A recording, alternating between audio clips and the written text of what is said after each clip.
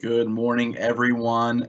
I just want to start by saying thank you for joining us this morning for our third installment of the episode 3 of the Liaison Library. My name is Marcos Bernal. I am a senior damage prevention liaison with Pennsylvania 811. I handle most of the Southwest Territory. We have some other Kirkpatrick's on as well with the Western PA area. We also have Greg Danks, Mark Lipka, Ryan Parrish, Kevin Goldblum, and Maria White with us this morning. Again, like I said, I want to welcome you. I want to go through a couple housekeeping tips. The Q&A, some of you may have seen that already, to ask questions during the event. You may have noticed that you're already muted. You are muted just for the quality of the event, but you can ask questions during the event this morning. Please enter them in the chat box. Kirkpatrick is going to monitor that chat box and get us the questions at the end. We have a nice time slot at the end to answer any questions you have. We will keep it moving for sake of time. It may not necessarily go the entire 2 hours. We're just going to get through, go through the sessions here this morning. And like I said, answer any questions you have. We want to make sure we get them all answered for you. The next thing is the recording. I always get the question, hey, is this going to be recorded for future use? The answer is absolutely yes. We will record this for you. We're going to go ahead and take the recording, clean it. Greg Danks will be cleaning it up for us, and it'll be under our videos link on our website with the other 2 liaison libraries. The next liaison library is Liaison Library 4. They're going to go over why use Coordinate PA. That's going to be next month in February, so look for that. We're going to send some announcements out for that as well here very, very shortly. So let's get started here this morning. I'm going to go through the agenda. We have first Intro to PA1 call with Maria White, followed by Products and Services, Kevin Goldblum, then myself, Marcos, doing member database verification, Ryan Parrish then with Excavator Planning, Greg Danks with KARL response codes, and we'll finish up with any questions and answers that you all may have. Again, thank you for joining us today. I'm going to go ahead and introduce Maria White. Maria, if you could share your screen here, she's going to get started, like I said, with the Intro to PA1 call. We really wanted to keep it basic based on the title this morning. We want to just hit the things that you may have some questions about. I know we go into depth in a lot of our presentations. We wanted to keep it simple, start off the 2021 with a nice, easy liaison library for everybody to enjoy. So without anything further, go ahead, Maria. I'm going to go ahead and share your screen here, and you should be good to go. Great. Thank you, Marcos. Again, I'm Maria White, Damage Prevention Liaison for the Northeast area, and I'm very happy to be here and so glad that you're all here to join us. So let's get started with the introduction to PA1 call.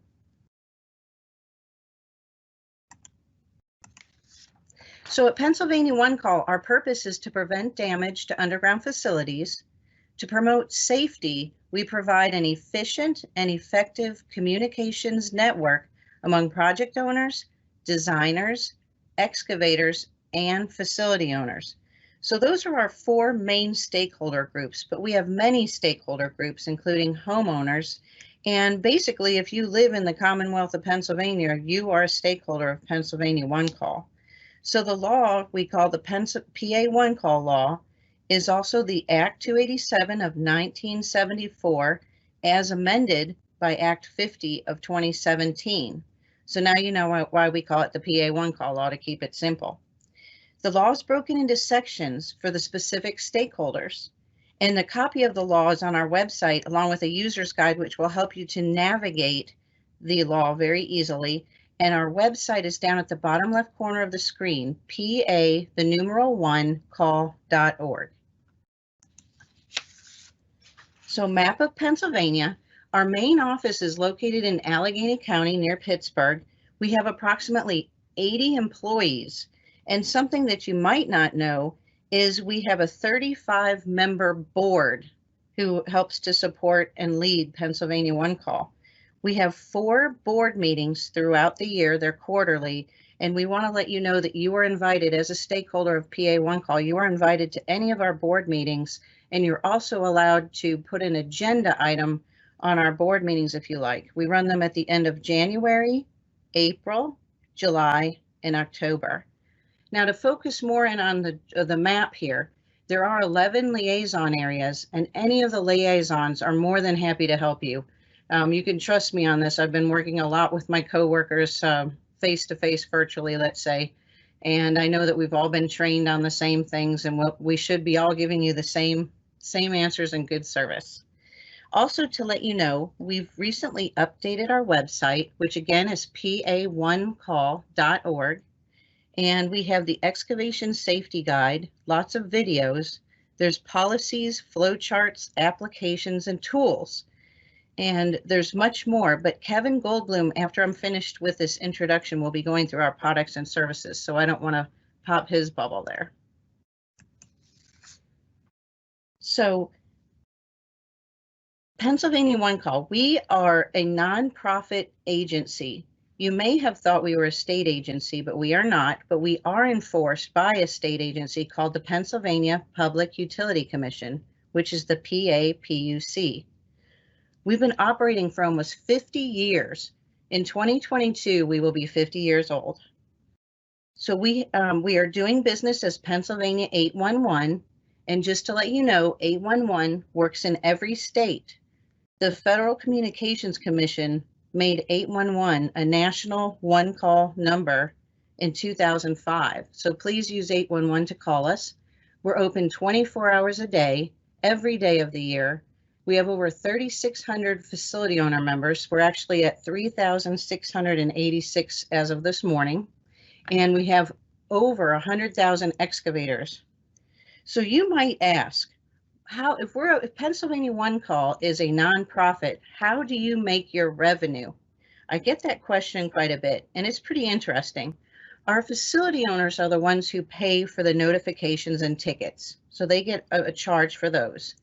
The excavators pay an annual fee of $125 for the very first call that they make of a calendar year, and then they can make as many phone calls as they need to throughout the calendar year.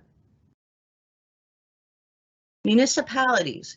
If you have a municipality or you're a municipal leader and your census population is less than 2,000, then you do not have to pay for your one-call services unless you use what's called a supplemental service.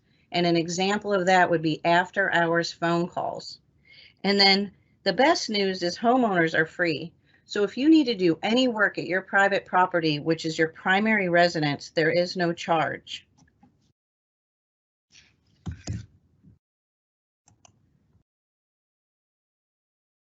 So any entity who or which owns or operates an underground line that serves one or more customer or consumer in Pennsylvania must be a facility owner member.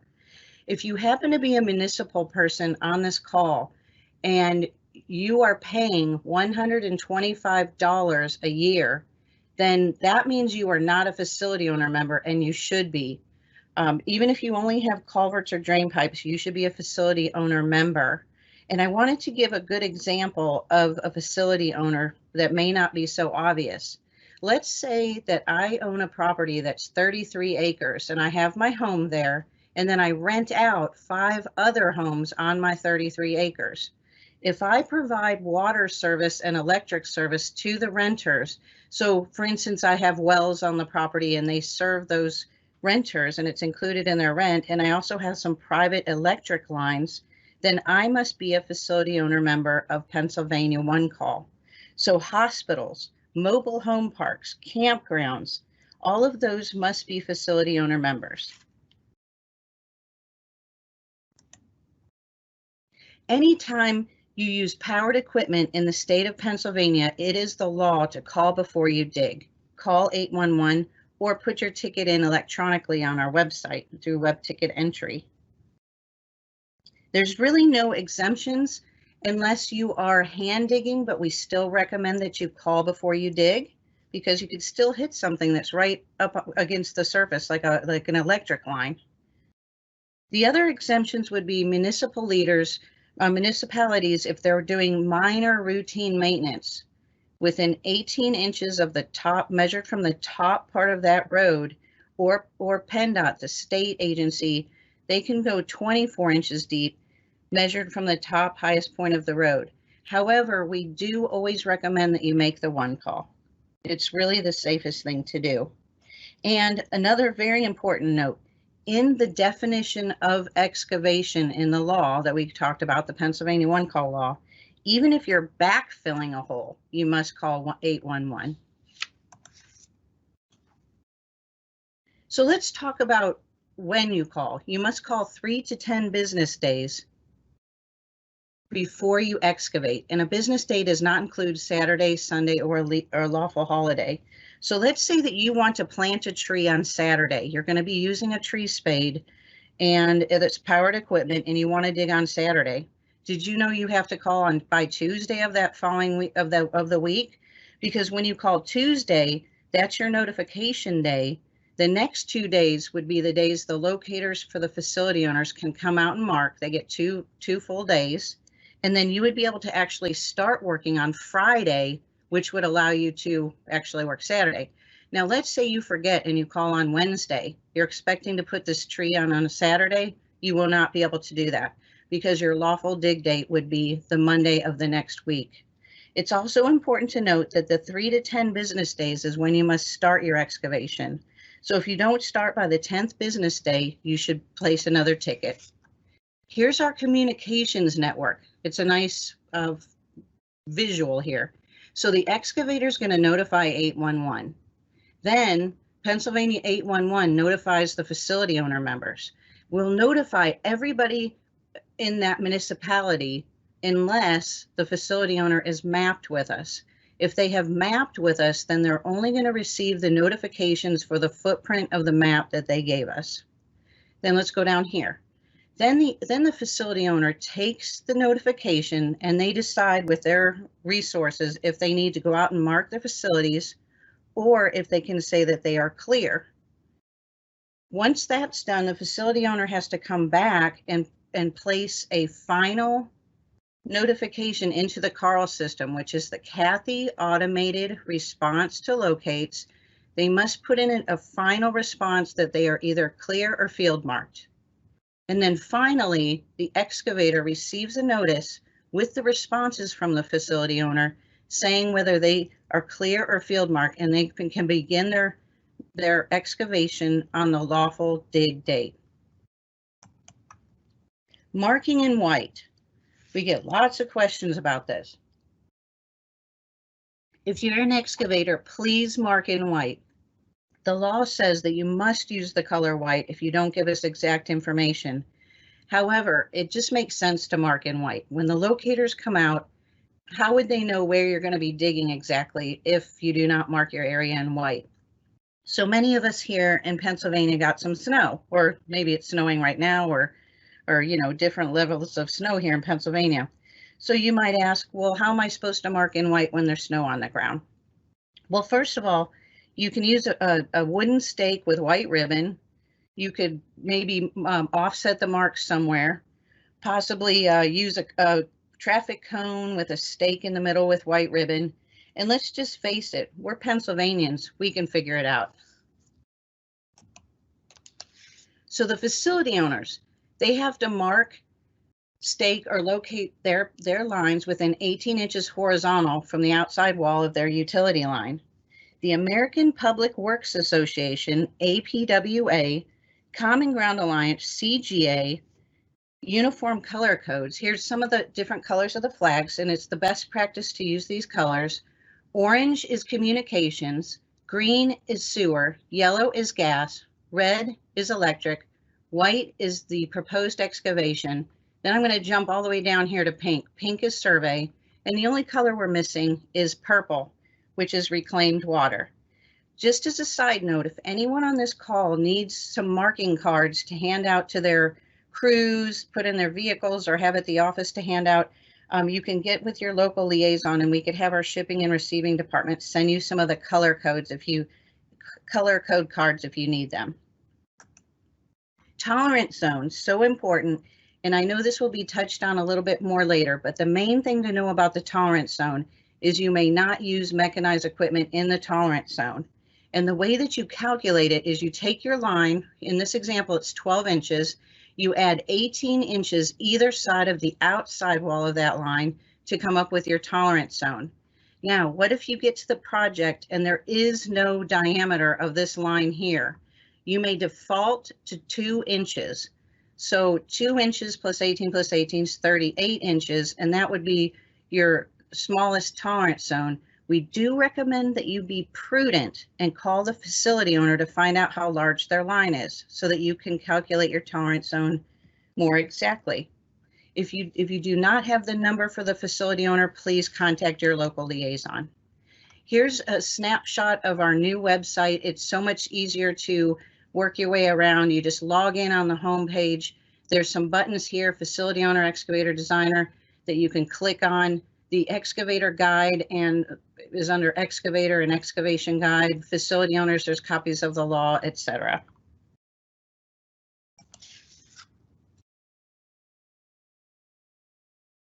Now, for questions, again, we have to go with what Marco said, and please use the chat box so that we can keep everybody muted. We hope that you come up with questions throughout this morning, and please don't be shy, or if you are, you can contact one of your liaisons.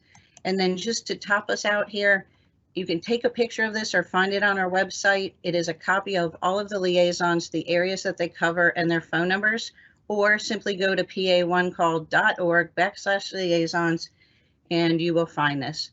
And I will turn it back over to Marcos.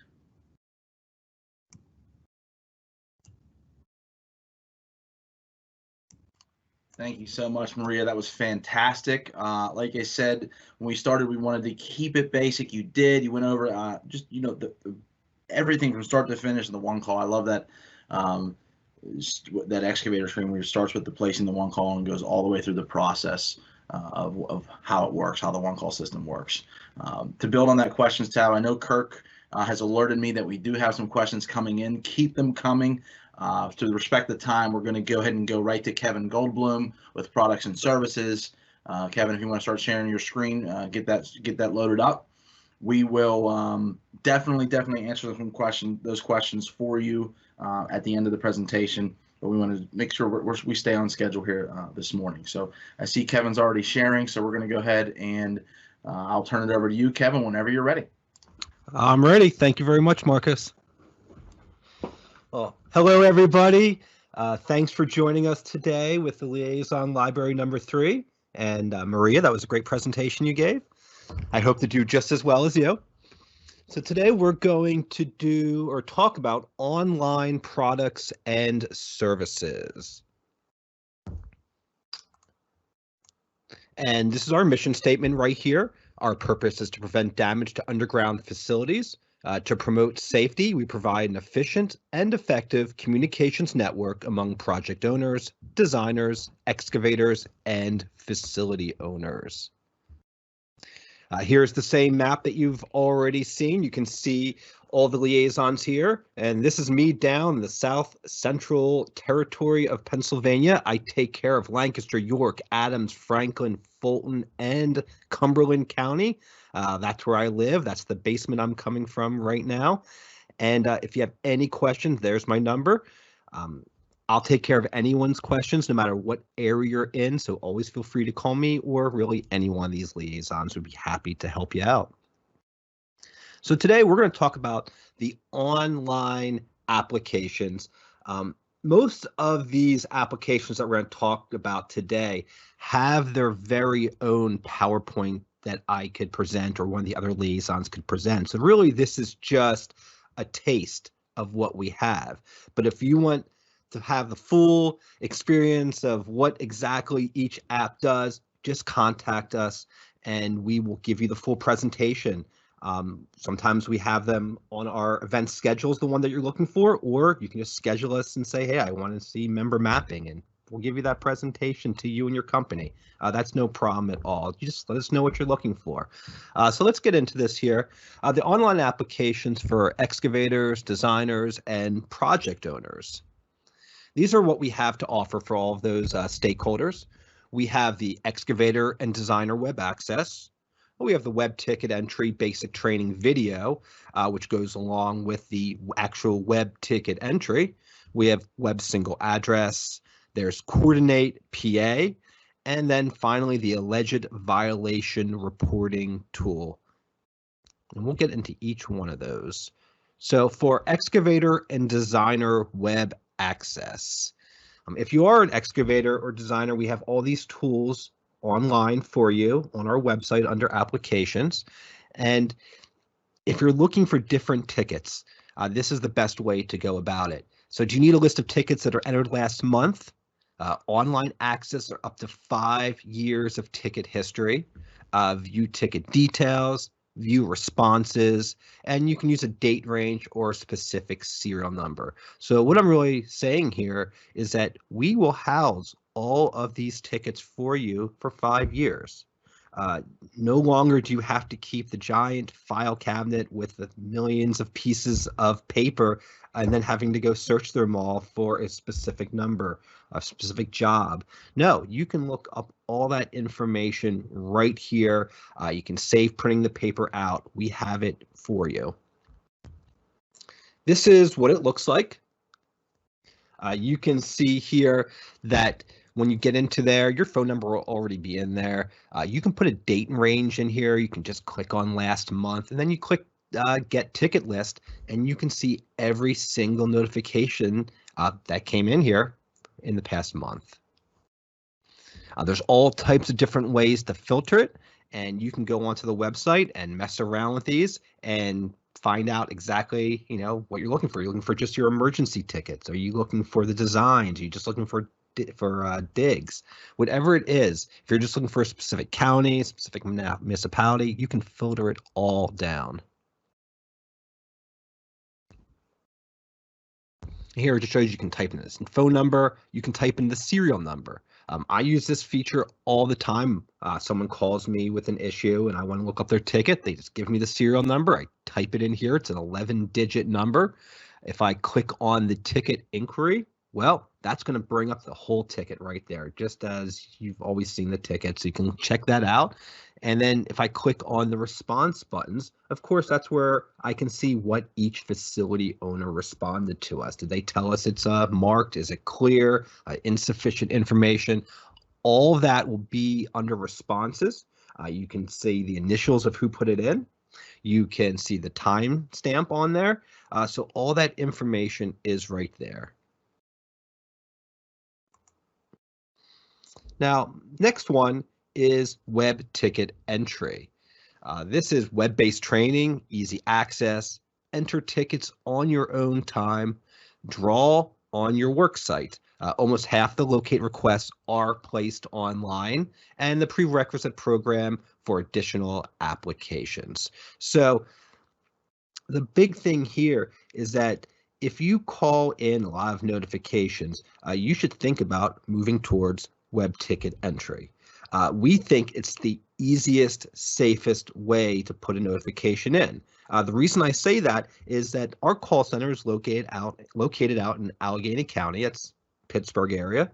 And let's say that you're calling from, I don't know, my area, and somewhere in the middle of Lancaster and where it's a lot of farms.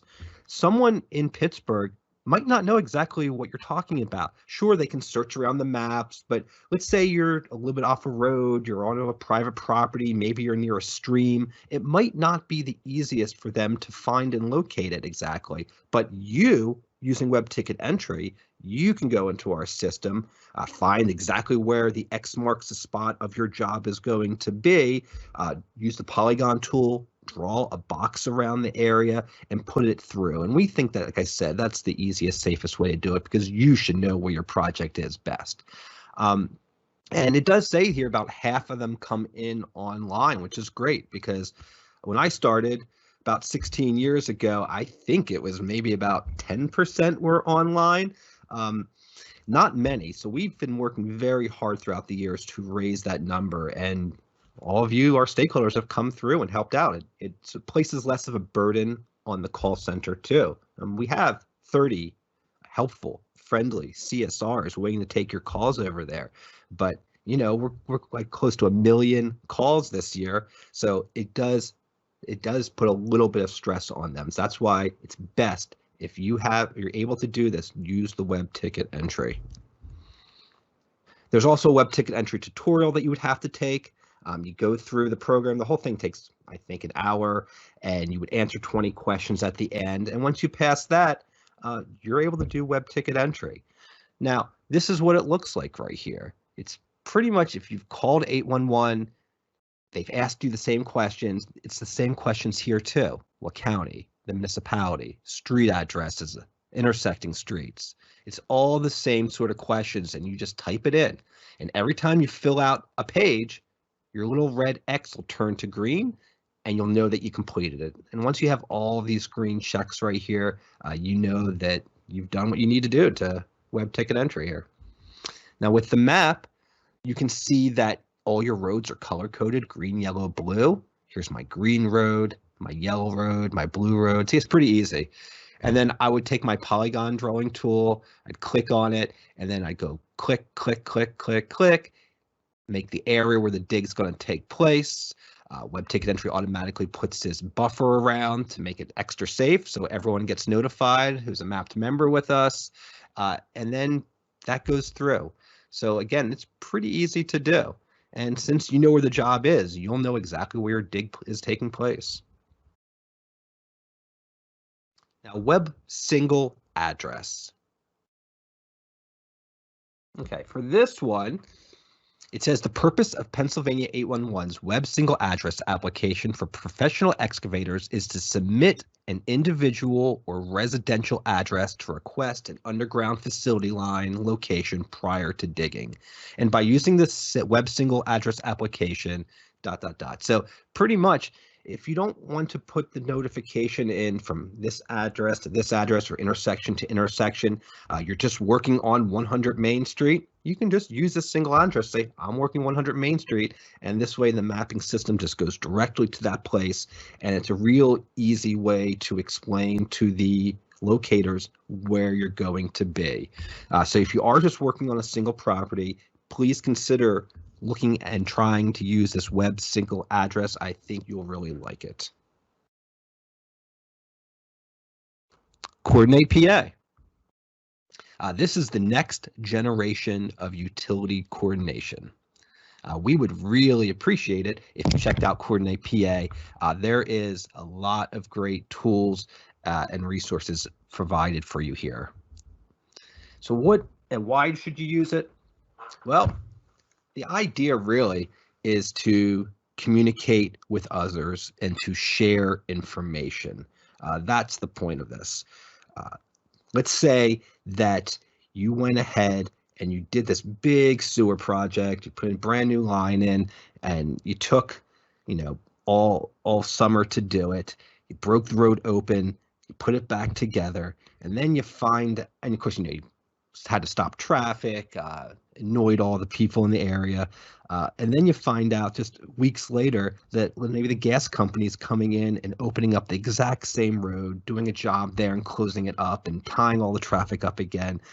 What you could have done was work together and saved money. And how you would do that is that you would both put your projects into Coordinate PA. This way, you could look and see who else has future projects coming up in this area. Oh, the gas company is working at the same time, or I should say in the same road in a different time. Let's do it together. Let's open the road up together, do our jobs at the same time, close it up. We could share costs, save time, money, not tick everybody off that you're tying up traffic. So that's all the different things that you can do with this. So we would like it if from now on you have a new project, go ahead and throw it into Coordinate PA, make it public so everybody can see it.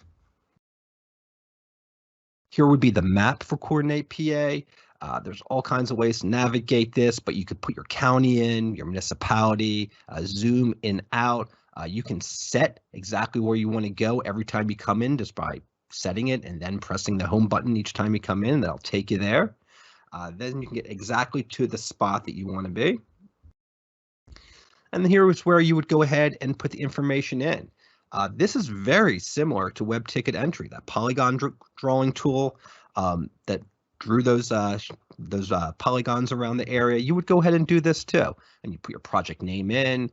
You could put in when the design stage is going to be, the final design stage. There's preliminary, final. bid date, construction dates, and then finally, I already mentioned, you make the project public. This way others can see it. You don't have to. You can just keep it for yourself, but I'm not sure what the point of that would be because you want everybody to see it. We want to share.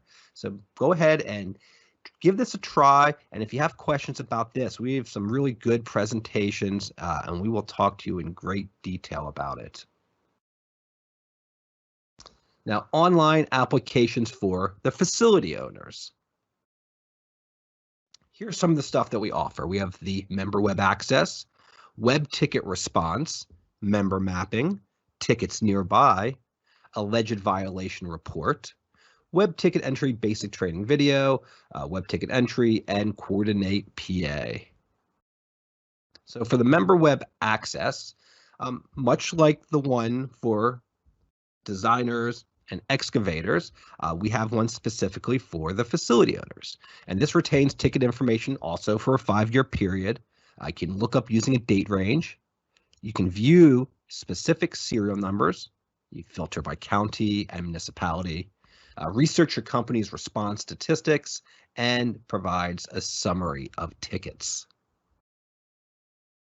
And it looks very similar, except for this time, when you would log in as a facility owner, your call directing code, usually your 3-digit or letter code would go right here. It starts there, so they know it's you, and we know who's in the system. You can put your date ranges in here, and again, just click on tickets if you want to see the tickets. If you want to see responses, you can do that here, and all types of ways to manipulate these different fields right here, just like I explained before. And down here, if you want to see, again, specific the detail and summary, click all this right here. This is what the page would look like. It shows you, oh, okay, I wanted to see all my tickets for CDC YYY from February 1st all the way to March 26th of 2018. And here, it gives me the whole list of serial numbers. These are all clickable links, so I can see exactly what the ticket says.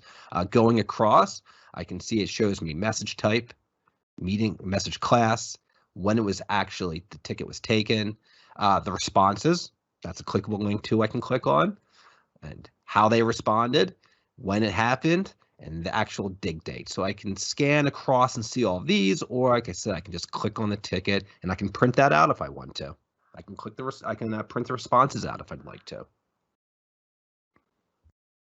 Lots of good ways, again, to check all those tickets, and it's a way of holding on to them without having that giant file cabinet again of millions of papers. That's the way you want to go. You want to use the online system here. Now, web ticket response, this is a really good one. If you are calling into our friend KARL, that's the KARL system, I urge you to try web ticket response again. If you have computer access, or you can do it on your phone, it's not an actual app, but you can just bookmark our page and it works perfectly on your smartphone. I definitely highly suggest that you try this web ticket response, because with KARL, sometimes it doesn't recognize your voice, or it can take a few minutes pressing all those numbers in. With this, it's just going to the application and it's all drop down boxes, and you can respond to these within seconds. So that's really what this says here. It says faster, more efficient response times. Respond to tickets online with only a few clicks. Respond to multiple tickets quickly. And like I said, you can just bookmark that on your cell phone and use it anytime you want to out in the field, or just sit at your computer, your desktop, and do it in your office. And here, your CDC is already going to be in there for your facility.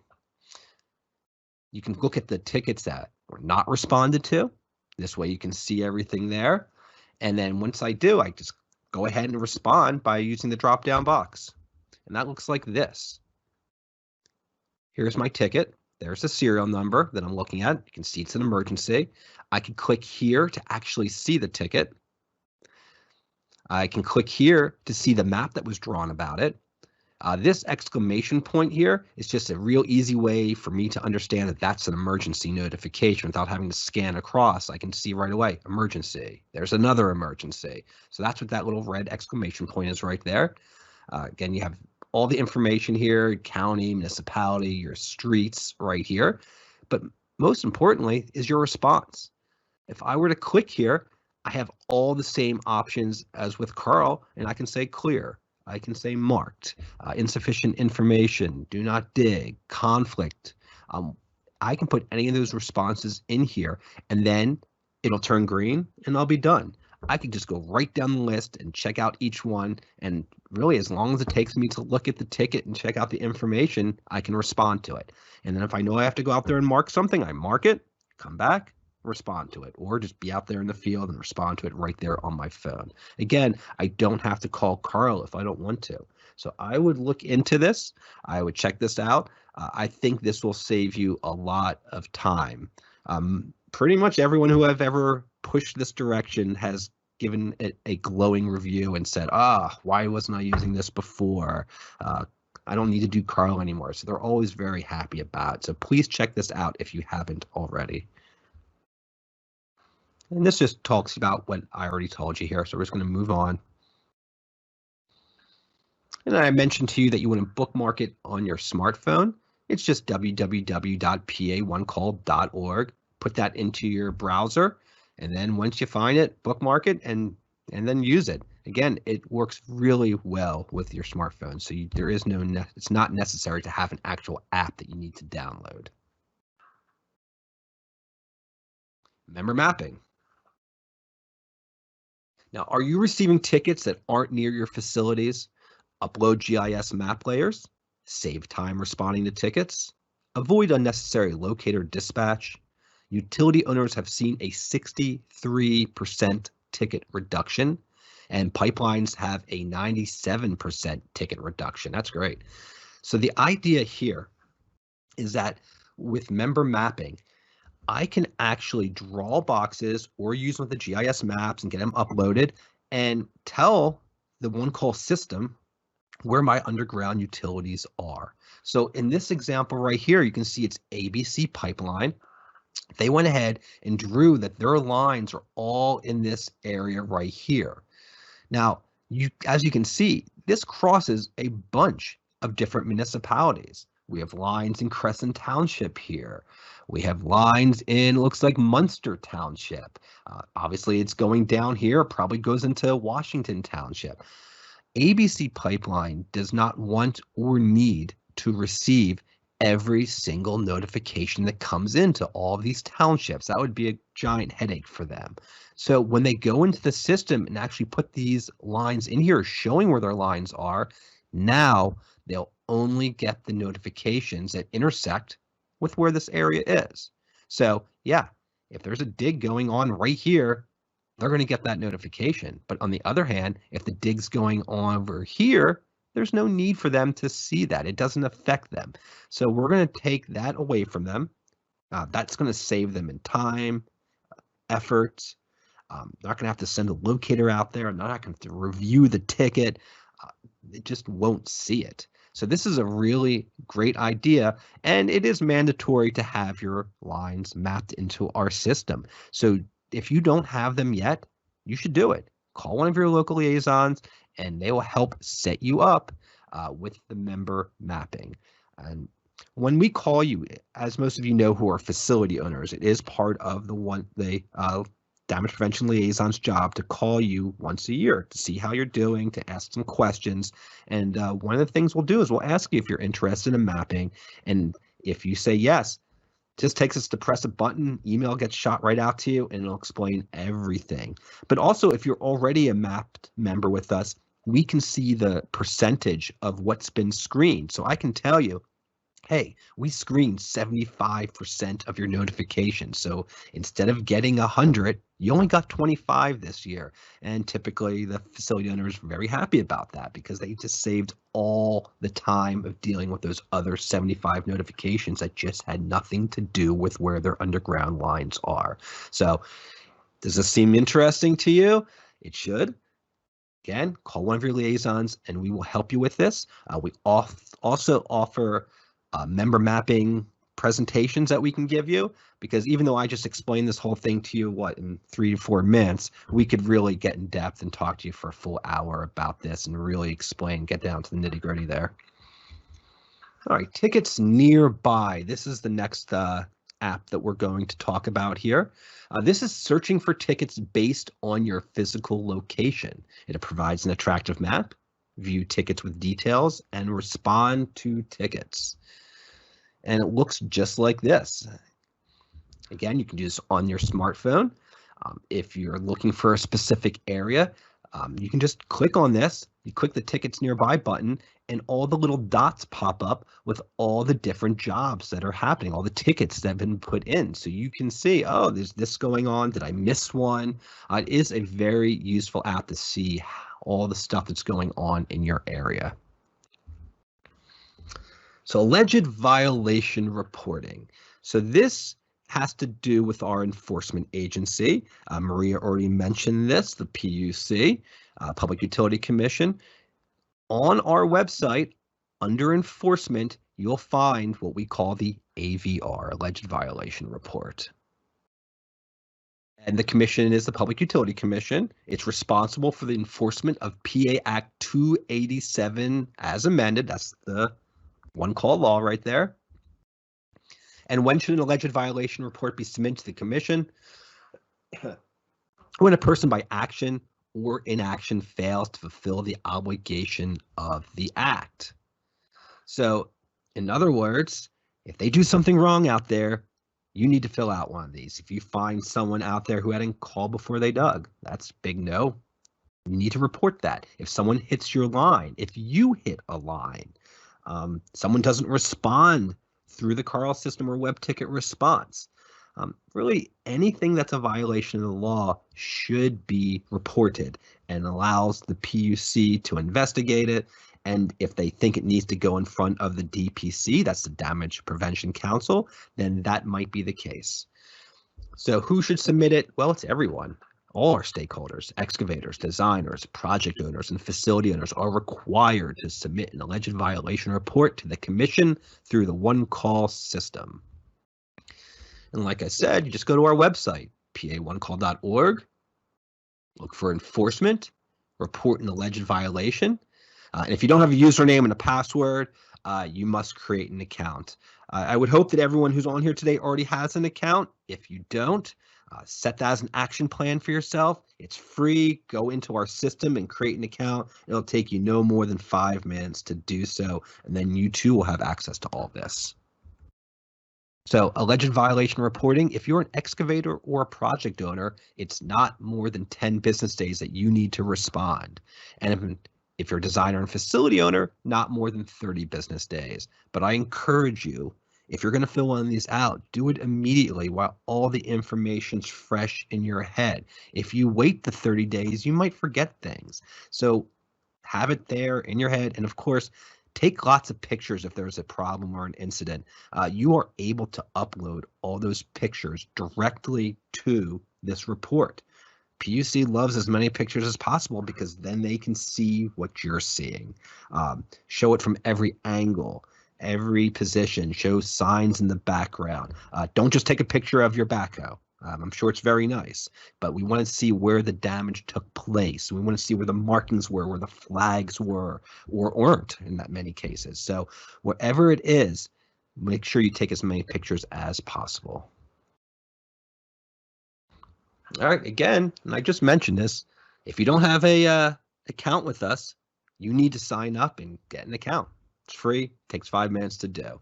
And it's as simple as this, going to our www.pa1call.org, clicking on login. If you already have a user ID and password, yep, put it right there. If you forgot your password, we'll help you out. And if you want to create an account, there it is, just click right there. And here, it's like filling out any other form, something you're signing up for. You're just going to put your company information in. Then, once you put it in, you go on to request online applications. You click here, and you'll get the entire list that you all have access to. Click and request anything that you want, a form will come back and say, yeah, you have 2 to 10 business days. Member services will go ahead and give you access. Typically, it's very quickly. It's not usually 10 business days. If it doesn't come to you as fast as you want it to, give one of us a call. We'll see what's going on. But like I said, it'll happen very quickly. And then you'll have access to everything that I talked to you about. So there's your action plan. Do this. Or even if you have an account, just check to see what online applications you have. See what else you want. If you have more, check the box. And like I said, if you're allowed to have access to it, we'll give you access in just a couple days. All right, well, that's everything that I have for you today. If you do have questions, like both Marcos and Maria have said before me, that you just type them into the box. One of us will answer at the very end. We love your questions, so ask whatever you have. That's all I got for you today. So thank you very much for your time. And Marcos, back to you. Thank you so much, Kevin. That was, again, fantastic stuff. It's just, we're keeping to the basic trend. We're keeping to the, what we have to offer for you, what your responsibilities are, things like that, to build into the responsibility side of things for you facility owners. It's database verification season. Was that I don't know, Greg, was that exciting enough? Greg, you're gonna have to put some graphics behind that for the recording, so we can see some nice visuals there. Again, it's database verification season. What does that mean? We get a lot of that in the field. It's a term that we use for your contact information, right? It's your company information for you facility owners in our system. I am going to go ahead and share this. I have my account loaded up, ready to roll for you. So let me go ahead and do that. Send it live to you so you can see. I am going to go, there's my links here. You may or may not have some of these. Member database verification is what I want to show you here at this time. Kevin mentioned some questions for you. I see a lot of good questions. Kirk's alerting me, saying, hey, we've got a lot of good questions coming up. These next few sessions, I don't think they're going to go as far on the time that we allotted, which means we're going to have a little more time to answer all your questions. We definitely want to get those answered for you. But what I loaded here when I went to my links was the database verification link. Like I said, it's your contact information, your company info that we have on file for you. I'm going to go to what we call our QQQ or test code. I passed it up here and view the data here. What you're going to want to do is in January of each year, we send out a notice to say, hey, it's time for you to fill out or update your database verification. So what we do is that we want to ask you, hey, are there any changes that need to be made? Any updates to your contact info? Any updates to the personnel? Any updates to your places? What facilities you have? Anything like that at all that we have on file for you, we want to make sure that it's accurate. So the process then is every January.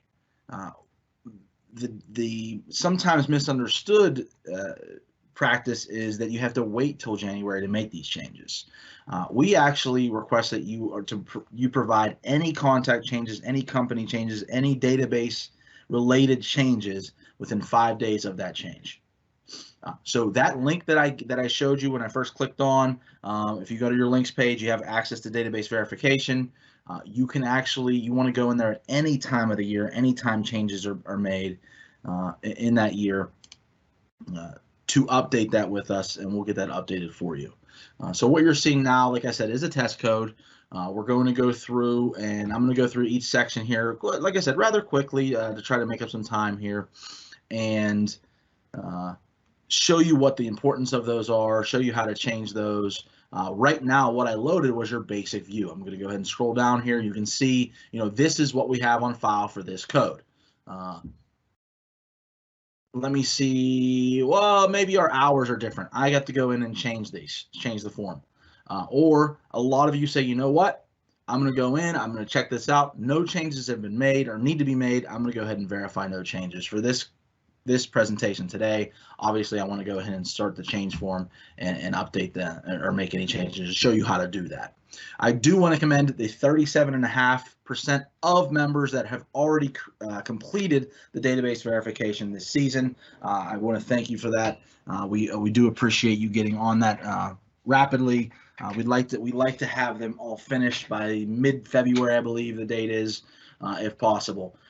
Last few years since we went electronic, we have had higher numbers of people completing their databases. Unfortunately, we do have companies that do not necessarily complete them on time. We really want to get 100% of your information correct and on file. Kevin mentioned that we place calls to you every year as liaisons. We get that information from this database. Okay, we make calls to make sure your information is correct. We make calls to make sure you understand what your response rates are. We make it to understand, hey, we're available for trainings. We can't get in touch with you if your contact information in the database is not correct. So we absolutely need that updated. We'd love to see 100% of our members updating this at least on a yearly basis.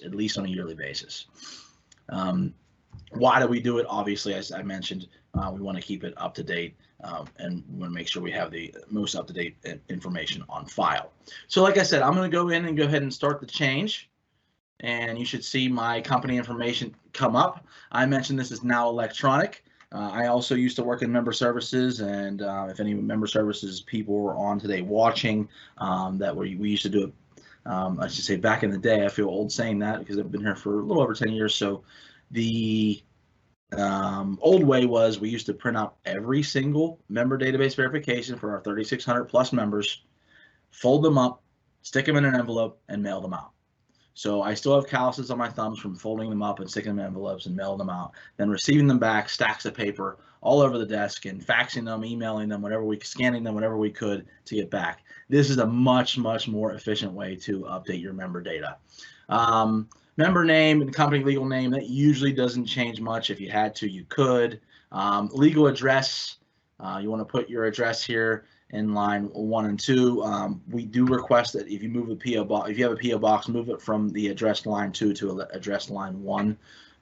You should have the PO box in the address line 1. So if you need to update your address, you can do so there.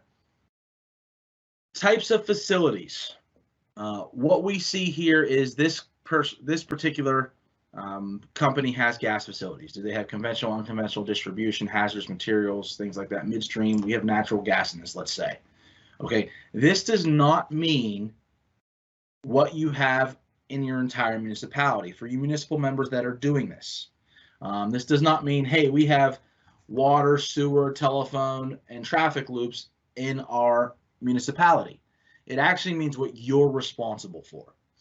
So you want to make sure that you're only putting in here what you're actually responsible for. So in this case, it's the gas. So maybe I don't have gas, maybe I have sewer. Okay, well, if we have sanitary sewer in a municipality, we have traffic loops. PennDOT does not own those traffic loops most likely. When they put those in, they transfer ownership to the municipality. So anybody on the line here that's a municipal member, township, borough, anything like that, you probably do own the traffic loop in your area. So you want to make sure that's checked. Sewers checked, any culverts, sanitary service lines, any storm or catch basins fall under sewer as well. So you want to mark those with green markings, green paint. So like I said, don't include everything that you have. Obviously you have cable or electric or gas in the municipality. Include what you own or operate. Jump down here to the company representative, very, very important role. Okay, this is definitely a person that we as liaisons are going to contact on a yearly basis, or every other year we usually contact the company rep or the receiving site person who's next on the list here to make sure they're receiving tickets correctly and things like that. But this is most certainly one of the most important roles on the database. This is the person that we contact for any changes. This is the person that we contact for any requests to access. This is the person that we contact for anything that has to do with your company itself. Okay, the company representative doesn't need to be the alternate representative, doesn't need to be the company representative supervisor. It should still just be the company representatives. So in this case, we have Donna Williams as an example. She's in our technology department. She is In our case, the company representative. She doesn't need to be the company representative supervisor listed. She doesn't need to be the company representative or alternate rep because she is the company representative. Those should be different people on the list. So if Donna had to change her address or she had to change her phone number, she could do so right here in these spots. So we're going to go ahead and leave that. Donna is still the representative for this particular code, and we're going to move forward to the receiving site info. Very important as well. Well, actually, let me go back to the company representative. For those of you, when Kevin mentioned receiving access to links and receiving access to the member mapping and things like that, we call the rep to grant that access. And he mentioned there's a 2 to 10 business day wait to grant access. Member services is really on that. It's usually very, very quickly. When somebody requests access on their account, we're contacting the rep to confirm that access. We just want to make sure it's not somebody that's not inside the company or not, or somebody trying to get access to your account that doesn't need to have access. So we're absolutely going to confirm that on a recorded line and say, hey, Donna, Greg Danks wants access to your member mapping. Can Greg have that access, and what level of access can he have if so? They're going to go ahead and confirm that, give him access, and move forward. So that's why there's a little delay in just granting access to certain links, because we have to confirm that that person can have access to that link, and we would contact the rep to do so. Receiving site info, we were going to ask how you want your tickets delivered. We're going to ask for the primary delivery address. I will say this could be and maybe should be a general email so multiple people can see the email or see the deliveries come in. If it's a personal email, make sure if you're on vacation or something, it forwards to somebody else. We want to make sure you're all receiving your notifications promptly and accurately. We don't deliver to multiple delivery addresses. We want to deliver to one single address. So this should be one single address for the company that yourself, the receiver, or multiple people can access to view notifications. Make sure this is accurate. We have to get your deliveries to you. We have to make sure that you have your tickets on hand as soon as possible. The contact information, if there was ever an error or something, or if there was ever a situation where we would need to confirm delivery, we would contact that receiver primary contact. That's the person who receives the notifications. Maybe that's not Donna, maybe that's myself. So I'm going to go ahead and change that to myself. I'm the person that receives notifications.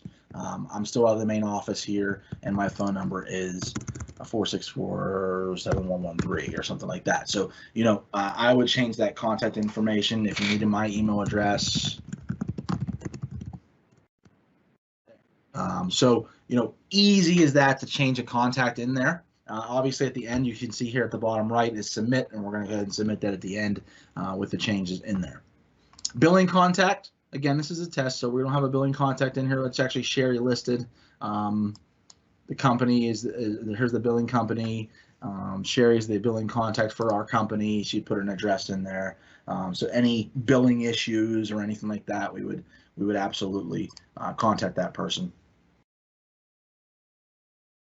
I mentioned normal working hours before. We wanted to change those. You need to be open. You need to be open receiving tickets. If you are open 24/7, you can go ahead and click that link there, and we'll go ahead and make it open 24/7. You need to give us hours that your offices are open, that you're receiving notification. In this example, we're open all day Thursday, all day Friday. We've got some hours Saturday, some different hours Monday through Wednesday. So make sure these hours are accurate as to when you're receiving the notifications. So we can make sure we're delivering them correctly. It will affect any supplemental voice calls that you have and options for that as well.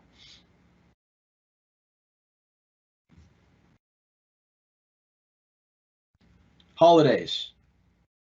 We have certain state holidays listed already that are recognized in the one call system. You can add holidays down here, and you can click that plus link and add a holiday. Some people add the hunting season or first day of hunting or something like that the office is closed, or a certain holiday, maybe a municipal day that the office is closed, but you're actually out and about in the municipality doing an event that day every year. Some people do that as well. It's considered a holiday. In your company, you can add a specific holiday as well that you're going to be closed that day. Make sure you update that frequently. Sometimes those days obviously change during the year as the calendar changes, so you want to make sure you're updating those dates as well. I did want to actually go back. I did forget the contact info. I wanted to touch on this here as well. Notice I did change my contact info. When you make a request in the database, you notice I changed my phone number, my email address, the fax was the same. If you're changing a contact, make sure that you have the correct contact information for them. Too many times we see somebody saying it was listed as Donna. Donna was also the receiver primary, but she's no longer the receiver primary. It's going to be myself. And they just put my name here and leave Donna's information here. Okay. So that being said, we're contacting Donna looking for me. Make sure you are updating with the correct contact info. Make sure the phone numbers are changed, the emails are changed for the person that you're entering the information for. So I did want to touch on that too. Don't just put somebody's name there and don't change their contact information. That happens a lot, so I wanted to make sure we touch on that.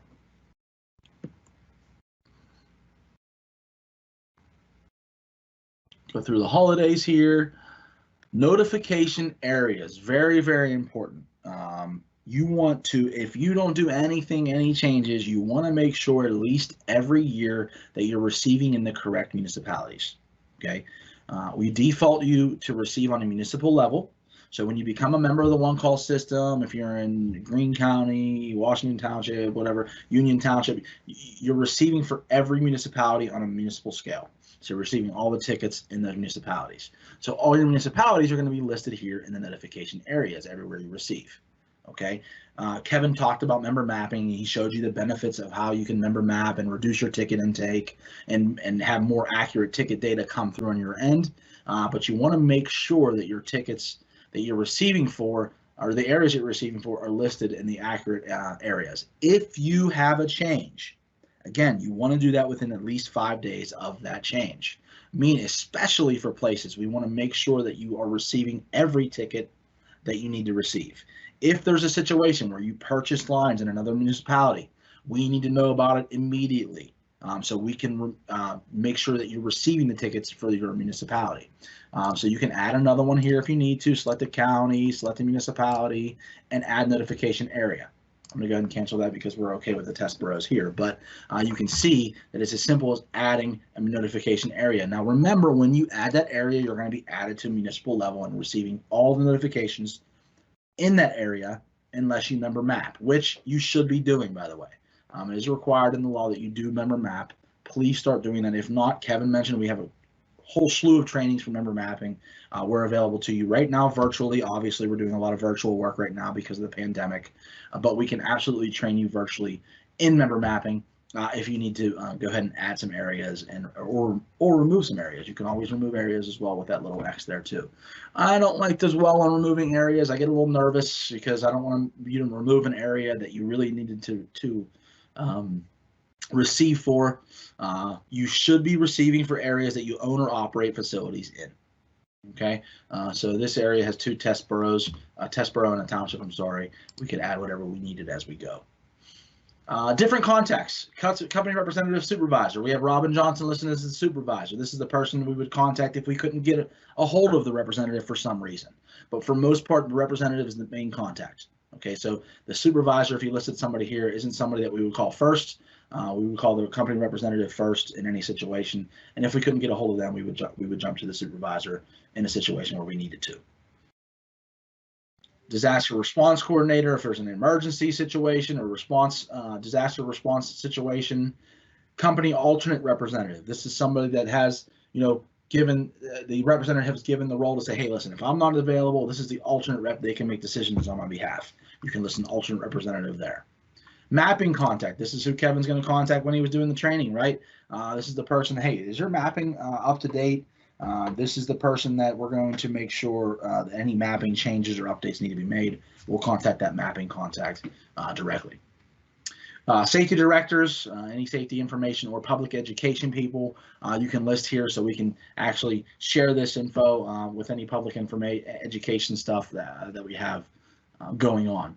Alternate contact, receiver alternate contact is the person, again, just like the alternate representative, the receiver contact says, hey, listen, if I'm not in, the alternate contact can take care of this. This person handles receiving tickets when I'm not around or shares the duties with me, and I'm going to list them as another contact. Receiver locate complaints. I don't envy this role. This is somebody that gets, obviously, what the title says, complaints for locates. Okay, but if you have somebody that takes those calls in your municipality, in your facility, as a facility owner and your utility owner, you have somebody that receives locate complaints, please put an accurate number here.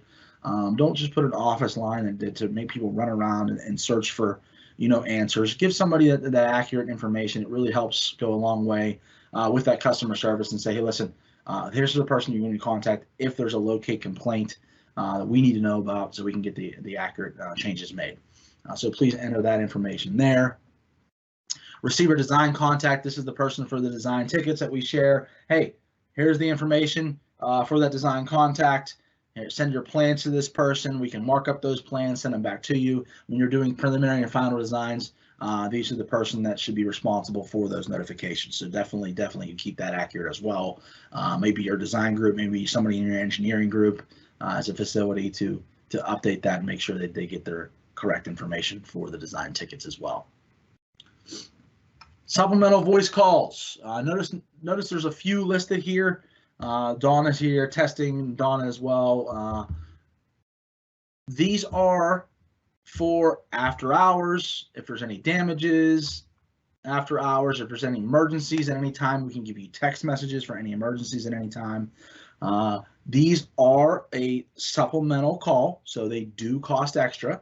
So if we're charging you the base rate for tickets and receiving tickets, this is on top of receiving the notifications. If we are a general member, we do charge for supplemental voice calls as well. So this is something where if you do sign up for supplemental voice calling, it is an additional fee per call. Okay. So just know that going ahead of time. If you sign up for this, we verify we changed it, we updated it, you'll get a call after hours. If you get a damage ticket or say, hey, listen, there's no damage emergency coming through, you'll get a call from our call center to say, hey, first it's an automated system, then it's a call center if we can't get a hold of you with the automated system. But it is absolutely a supplemental charge. Put that in there if you'd like to have that call. Any additional copy rules? This test, we have some additional copy sites, additional copy codes where we send tickets for different occasions. If you have different codes, they'll be listed under here. Now that I'm finished and I made all my changes, I'm going to go ahead and click submit. Legal city is required, so it's looking for a city in here, in the state probably. With the office there, let's see, primary delivery address, I didn't enter that. I'm actually not going to enter that, but you get the idea. When you hit submit, the good news is it's going to stop you if you forget something, which is great. But when you hit submit, it's going to go ahead and send that information to our member services department for the changes. They will review the changes, make any needed, and they will send you a confirmation that it has been done. That's the process. Like I said, I ran through it rather quickly. I think I saved a couple minutes there for the group for the end, but we tried to keep it as simple as possible. Like I said, there's no more filling out the form by hand, sending it in the mail, or for it to get lost in any user errors. For more user error there, this is more down to the point. Exactly what you need. Type in your changes, submit your changes, and member services will process those changes in due time. So the number I mentioned before, 37.5%. Again, thank you for already doing this. Those of you who have not, jump on and do it. If there are changes that you need made after that, jump on and do it. There's no restriction as to how many times or when you can put these in. So if there's changes as you go away, somebody retires, somebody quits, somebody gets let go, please update that as soon as possible so we can get that accurate information in here. I don't think we've ever really done a live presentation for this before. We wanted to get you, again, with the basics. You have to do this as a member. You have to go in, update this information as you go. So I know, again, there's still a lot of questions coming through. Please get those, keep getting those in. I am going to go ahead and stop sharing this screen, and I'm going to go ahead and call on Ryan Parrish. He's going to do the excavator planning. So I'm going to go ahead and get Ryan set up here. And again, thank you for staying with us here this morning. We're going to go ahead and get Ryan going here.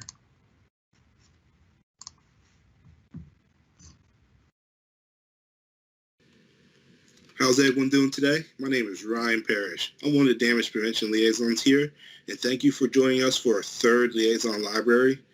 All excavation starts with planning, so that's what we're going to cover today. So let's talk about planning. Planning is very important. You're the leader of your team. You should be going out before excavation even starts in the beginning stages and walking that site. We want you to take time to review the site, scout the site, walk it, take pictures so you can relay that information back to your team. Why do we do all this? We do all this to avoid damage, to minimize interference with a facility owner's utilities in the construction area, and to gather information to include identification of existing facilities by on-site inspection of the work site. When planning, you should consider all available site information relating to the existence of underground facilities. Like I said, take your time to walk that site if you can. And when you're walking that site, do you see any indicators that there might be underground lines present? Do you see a fire hydrant? Do you see water shutoff valves? Do you see manholes? These are all indicators. These are all above ground indicators that something underground may be present. And you should definitely formulate a plan before you just start digging.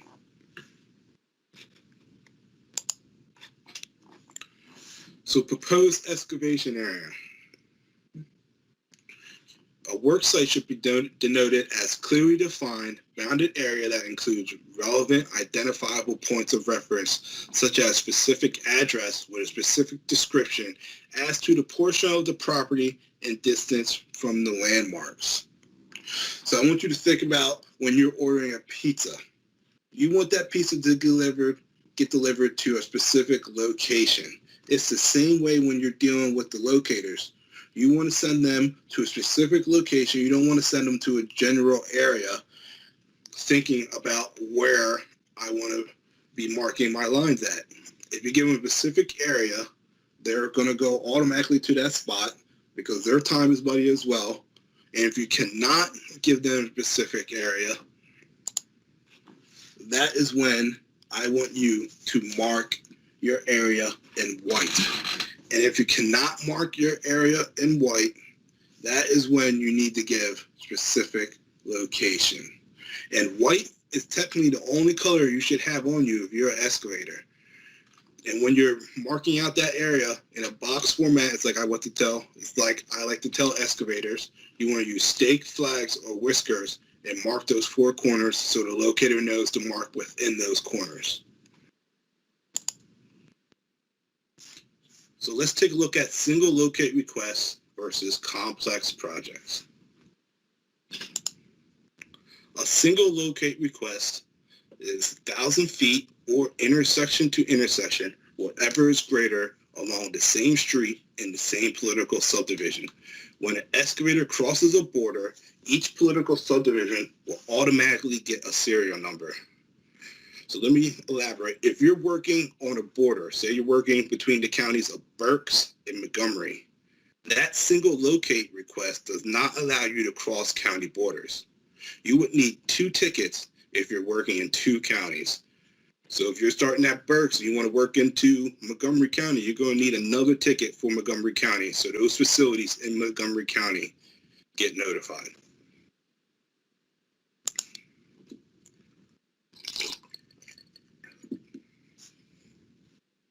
So here's an example of a single routine notification. You're working at exact information and you're working at the intersection of 4th Street.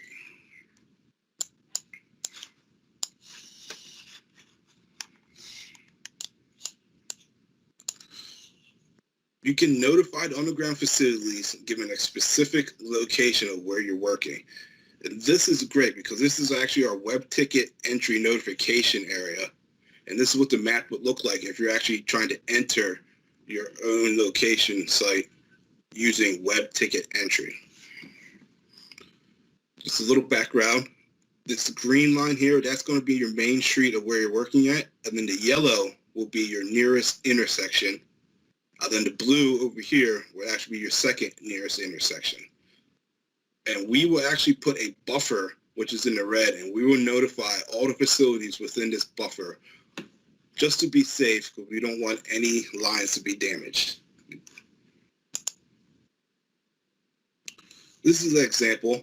It's still within that single routine notification because you're starting at 3rd Ave on Wood Street to 4th Ave, working onto the west side of Wood Street.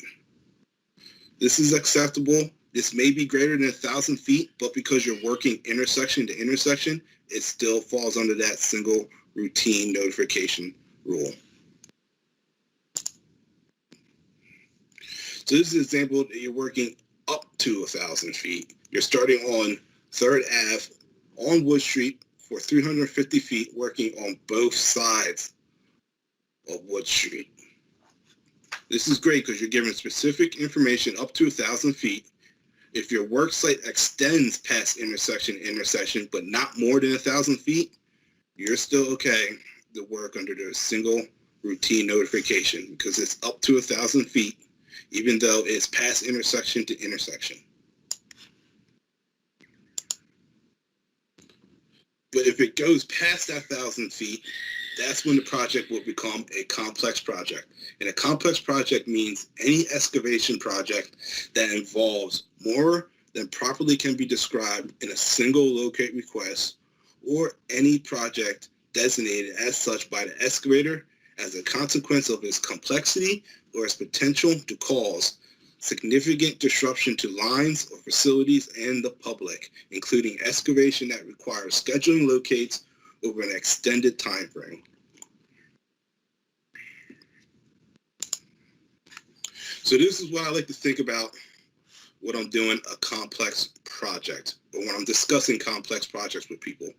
Think of the acronym DISC.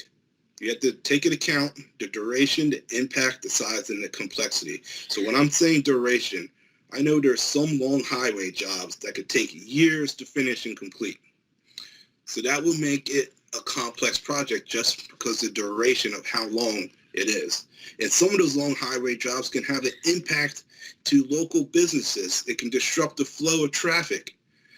If a business is going to be shut down for months and an intersection is going to be shut down for months, that could have great impact in the area. So that's another reason why this project would be complex. And the size. If it's greater than 1,000 feet or intersection to intersection, again, that project needs to be complex. So the tricky one is when I say complexity. What does complexity mean? I like to think of an example of a hospital. When you're working near a hospital, you know there's going to have every type of facility or utility going to a hospital. You're going to have water. You're going to have sewer, electric, cable. It's going to have everything. So if you're working near a hospital, just because of the volume of notifications that people are going to get notified because of your work, that makes the project complex.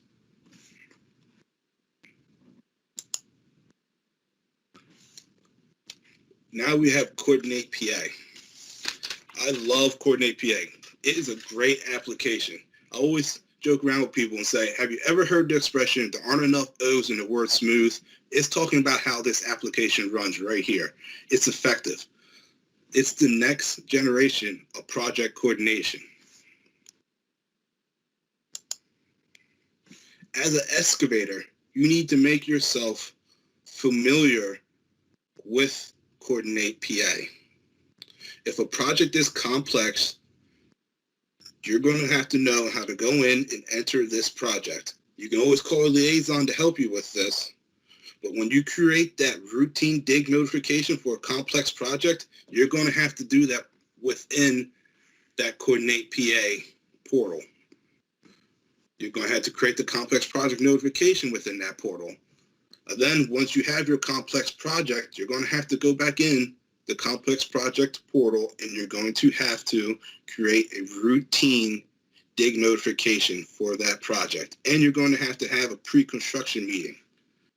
And you're supposed to do all this within 10 days when you create this project. But I will go over that again shortly. Again, you need to learn how to navigate through Coordinate PA if you're an excavator. So final design, depending on the project timeline, the designer will create a final design ticket within CPA. All design projects that have a drawing will require a final design ticket. It's a requirement for PA Act 287 as amended. Project owners can attach files to coordinate PA. If you have SUE information, you can furnish that pertinent data obtained through SUE to the one-call system through Coordinate PA in a mutually agreeable format. And as an excavator, you'll be able to go into that Coordinate PA once you have access, and you'll be able to see that information about the SUE. Designers. The project owner or designer assigns access rights. Like I mentioned before, once you have access rights, the excavator and CPA for the phases of project in which they are involved. You can then view and include project descriptions of the proposed timelines and upload drawings.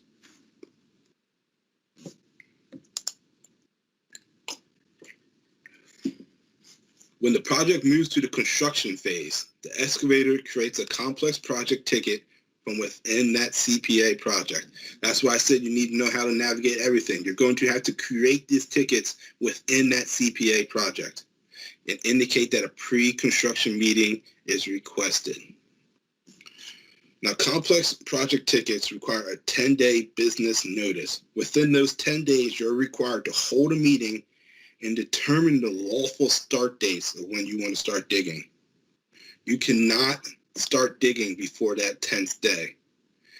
During this meeting, if you discuss with everybody who's in the meeting that you want to start on the 12th day or the 13th day, since you made that your lawful start date, you cannot start between that 13th day. So whenever you deem the lawful start date, if it's after 10 business days, you cannot start before that lawful start date, whatever you made it.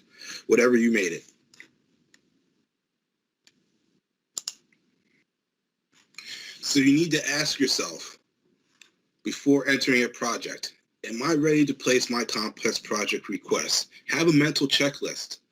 Did the project owner create the project in CPA?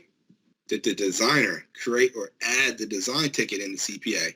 These are all things that you need to know before you start your portion of the project, once the designer passes the project on to you for the construction phase. So let's talk about the 3 business days, the amount you're required to wait before you can start digging.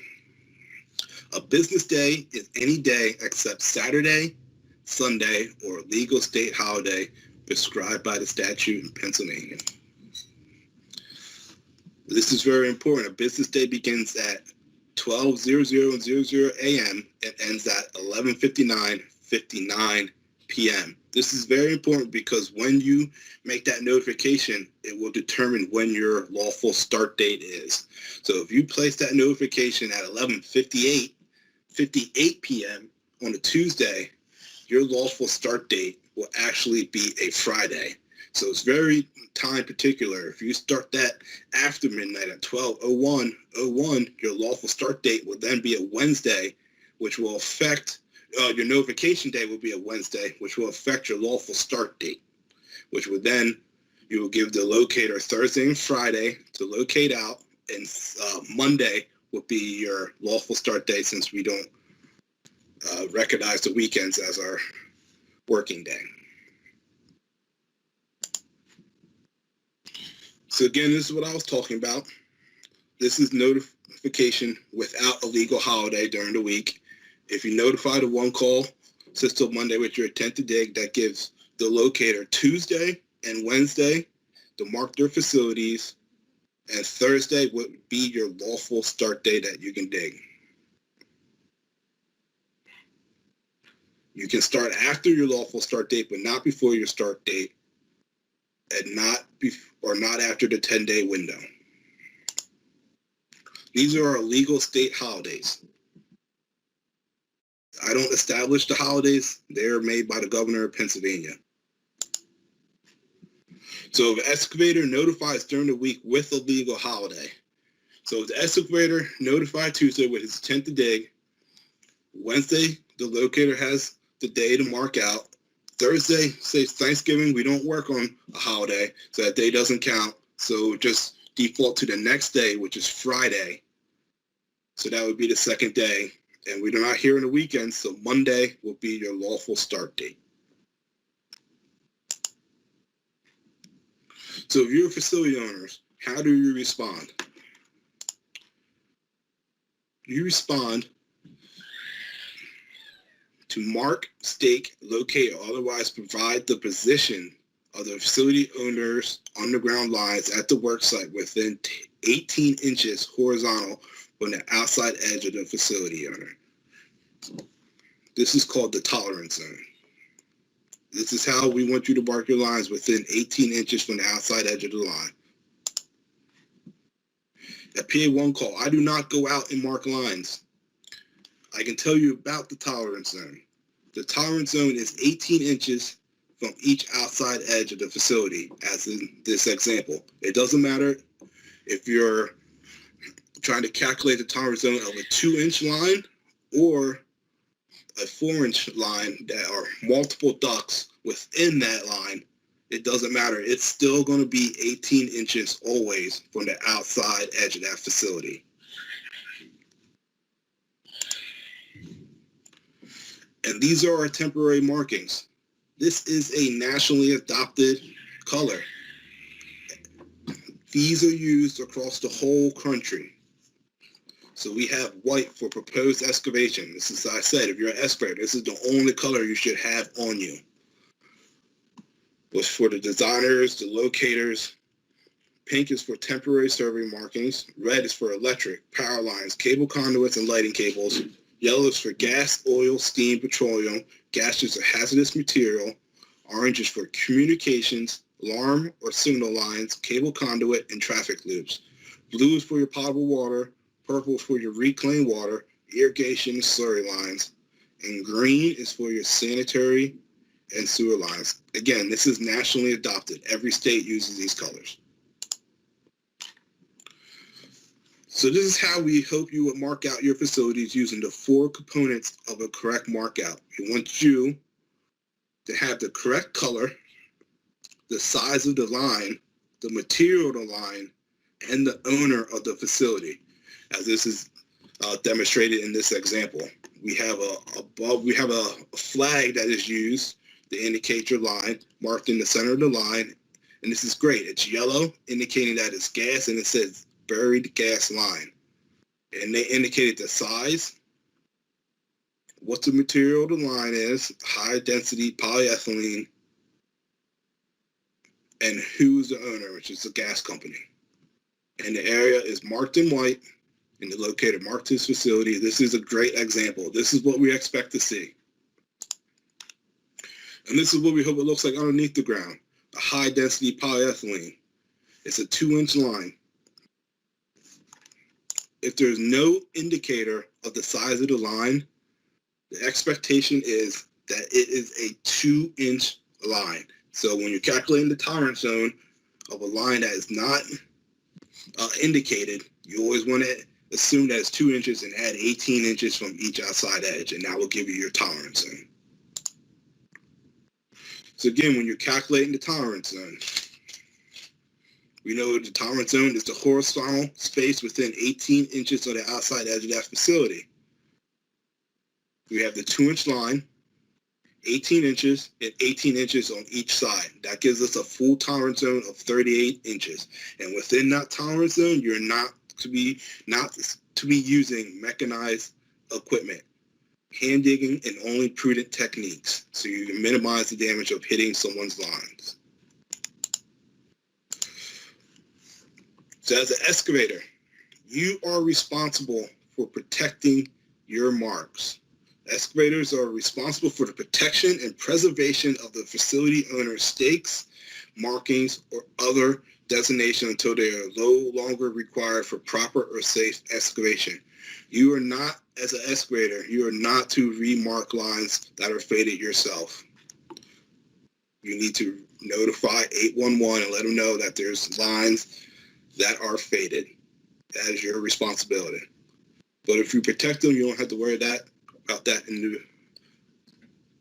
if you protect them, you don't have to worry about that to begin with. So the morning of your excavation, you should get a KARL automated response email. Each facility owner will indicate clear or fear marked through the KARL system, and the morning of your excavation, you will get this list so you know that it is safe for you to begin working.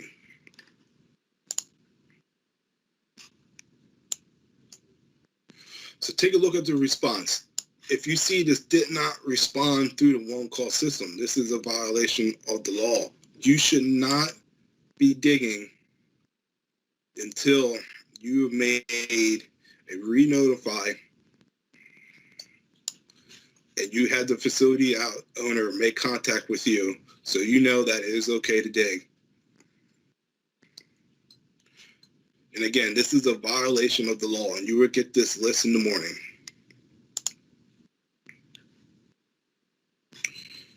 If the work to be done on the work site appears to be complex or lines at the site are considered critical, the facility owner may request to meet the excavator. Some facility owners are required to actually be on site during excavation work or when anybody is working in the vicinity of their lines. I encourage everybody to accept this type of help. Generally, there's no charge for any additional level of protection. You should take advantage of the facility owner's expertise and knowledge of where his lines are. This will only make yourself safe and your team safe. A request meeting response cannot be used with a design ticket. Just want to put that out there. So the morning you will see this request meeting and they should be making direct contact with you so you can figure out what the problem is. Again, go back to communicate. You need to communicate with your team. It is important to conduct a meeting with your personnel to relay any information about the work site revealed to you by the facility owner before you start. Like I mentioned, inform every operator employed by the excavation site. Include maintaining a copy of the one-call ticket and KARL responses at the work site. Take pictures of the work site for your records. The more pictures can only keep you safe. It's just good record keeping. So that was a little information on planning. If you have any questions, feel free to type them into the chat box. We're going to have a little Q&A, have some time to answer some questions for you guys. So again, if you have any questions at all, don't be shy. Don't hesitate to ask. Just type them into the chat box and I'll get to them. Thank you so much, Ryan. Ryan will be around at the end here. We have one more quick session for you, very, very quick session. We're going to go through here, and I'm going to get that set up. The KARL responses, Greg Danks is going to go through that here. Ryan, thanks again for the excellent presentation there, but the excavator responsibilities. I'm going to go into the KARL responses, and then we'll get to your questions.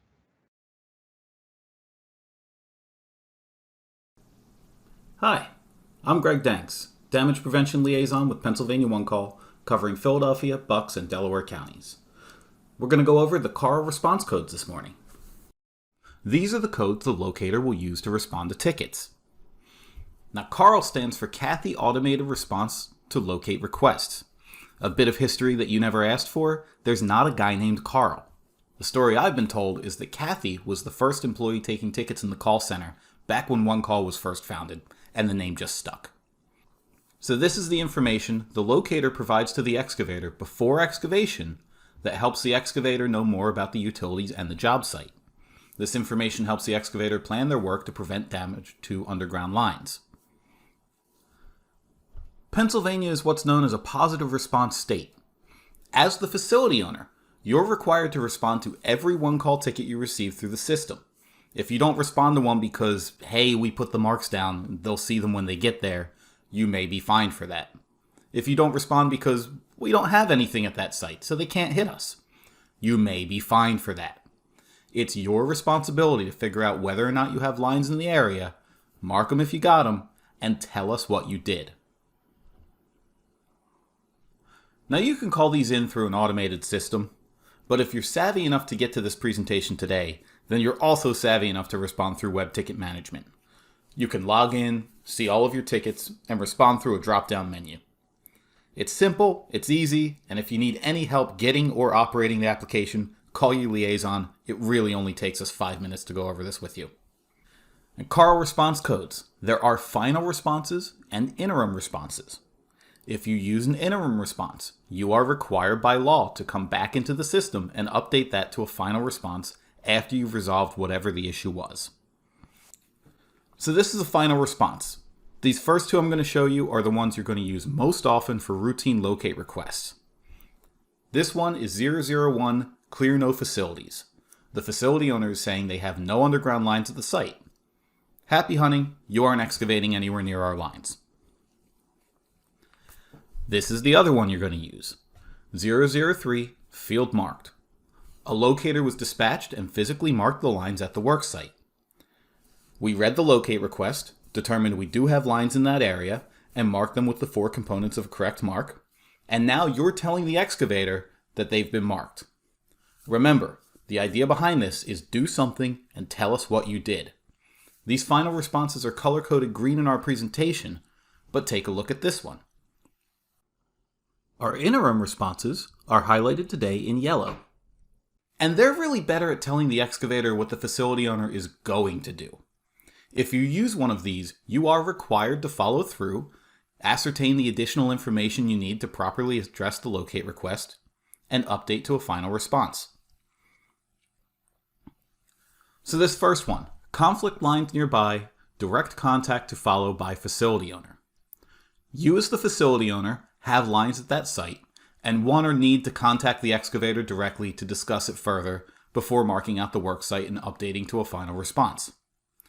Direct contact is to follow by the facility owner. Direct contact is face-to-face, telephone, or some other electronic means like FaceTime or Skype. A text message or email don't count as direct contact. And the reason that you as the facility owner are required to contact the excavator and not the other way around, once they put that ticket in, you have their contact information and they don't have yours. Here's another one. Insufficient information, do not dig. You can't figure out where the work site is based on the locate request. Reach out, clarify the area, and address the ticket. Not marked due to no access. You can't physically get to the work site. Maybe it's behind a locked fence and there's a big old scary dog. Talk to the excavator, arrange for access, mark your lines, and update to a final response. Alright, this next one. Scheduled date and time, lines will be marked by whatever date and time you enter. Do not abuse this one. When you put that up and tell the excavator when you're going to mark those lines out, this does not absolve you of your responsibility to mark and respond to the ticket in 3 business days. It does not push back the excavator's lawful start date. So if you use this, just make sure you're going back and updating with field marked before their lawful start date. Voice message, we don't see this one very often, but if you call in your response to the KARL automated system, you can put a voice message the excavator would have access to. It's saved for 30 days and is another interim response. All of the responses we just went over began with 00. As I show you the rest of these for complex projects and for design projects, you're going to notice that they start with 09 or 08. That's a pretty good indication if you get a certain type of ticket that you should be responding with a certain type of response. So we'll go over the complex project KARL response codes. There are 2 final responses. The first one that I'm going to show you today, 091, clear will not attend meeting. Since you don't have anything in the area, you aren't required to attend the meeting. You've read the ticket, saw the locate request. Good luck out there. You won't be hearing from us again for the duration of this, unless the scope changes and now we have something in the area. The other final response, attended meeting, reached agreement. The facility owner went to the meeting, talked it out, and they've reached an agreement on a locate schedule. Our interim responses, 090, will attend meeting. The meeting notice went out and you'll be there. After the meeting happens, you're going to come back and update to a 99, attended meeting, reached agreement. This will attend, that's an important one just so that the excavator will check their KARL responses before going to that pre-construction meeting to know who they expect to be there. So if you're going to go to that meeting, please do use the interim response will attend meeting and then update to the final response after the meeting's over. All right, now this one deserves a little more attention. 092 request meeting. This is something a facility owner can always respond to a routine ticket with as well. The facility owner, you, will contact the excavator. The facility owner and the excavator are supposed to agree on a markout schedule after that. Excavators are required by law to conduct a meeting with any facility owner that requests it. So if you see something like this come through and say, whoa, this is too big a project and I need to talk it out with them, respond with this 92. If you're going to use this response, do it as soon as you can. Like all the rest of these interim responses, responding 092 does not push back the excavator's lawful start date. So you're going to need to schedule and hold that meeting before the lawful start date. So here's the request meeting response. The facility owner is requesting a meeting to discuss the complexity of the project. Remember that it can't be used with a design ticket. And this one, did not attend meeting, direct contact to follow. You were a renegade, missed the meeting, and still need to talk with the excavator about what the project is going to be. 096, this is for when the excavator put in a complex project but didn't feel a meeting was necessary, and the facility owner agrees. Respond 092 if you want to request a meeting, but if you're okay with no meeting, this one is your response. The last ones we need to hit are the responses to design tickets. They're really easy to cover, there's only 2 of them. The final response is engineering completed. A PDF or marked up plans were sent to the requester. The facility owner can also mail hard copy marked up drawings. As the facility owner, you may supply a digital copy of your lines, a physical copy of your lines, or mark up your lines on their prints and return it back to them. And the interim response, 082, design conflict, send plans to. Our system will automatically complete the who and where based on who you, the facility owner, have told us should be receiving your design notifications. Get the plans, respond back with where your lines are, and update the response to the final response, 083, engineering complete. There's one more response to cover, and it's an ugly one. You don't want to see this. This is what happens by default if the facility owner fails to fulfill their obligation and respond to that ticket. This is what the excavator will see the morning of their lawful start date. 999 did not respond through PA1 call. This is generated automatically when no response is received from the facility owner prior to the response due date. Yes, you can be fined for this. Yes, you are leaving your lines liable to damage. Do not do this. Please respond with a positive response to every ticket you receive. To review, here are all the final responses under the law. For routine excavation, you have 001, clear no facilities, and 003, field marked.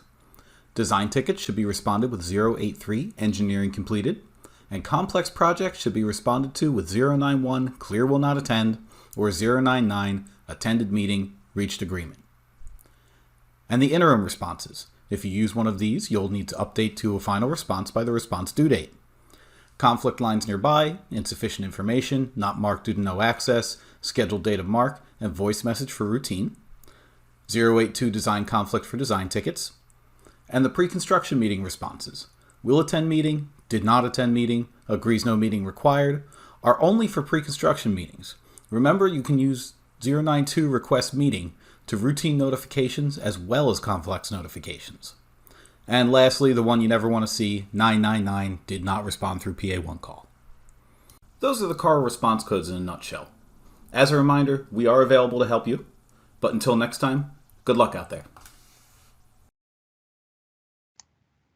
Thank you so much, Greg. It was a fantastic rundown of the KARL response codes. Really appreciate that. I do also appreciate all the attendees today. We had a bunch of attendees, and Kirk, we got a bunch of questions to answer, I think, right? So I'm going to get right to you. Thanks again for joining us today on our third installment of the Liaison Library.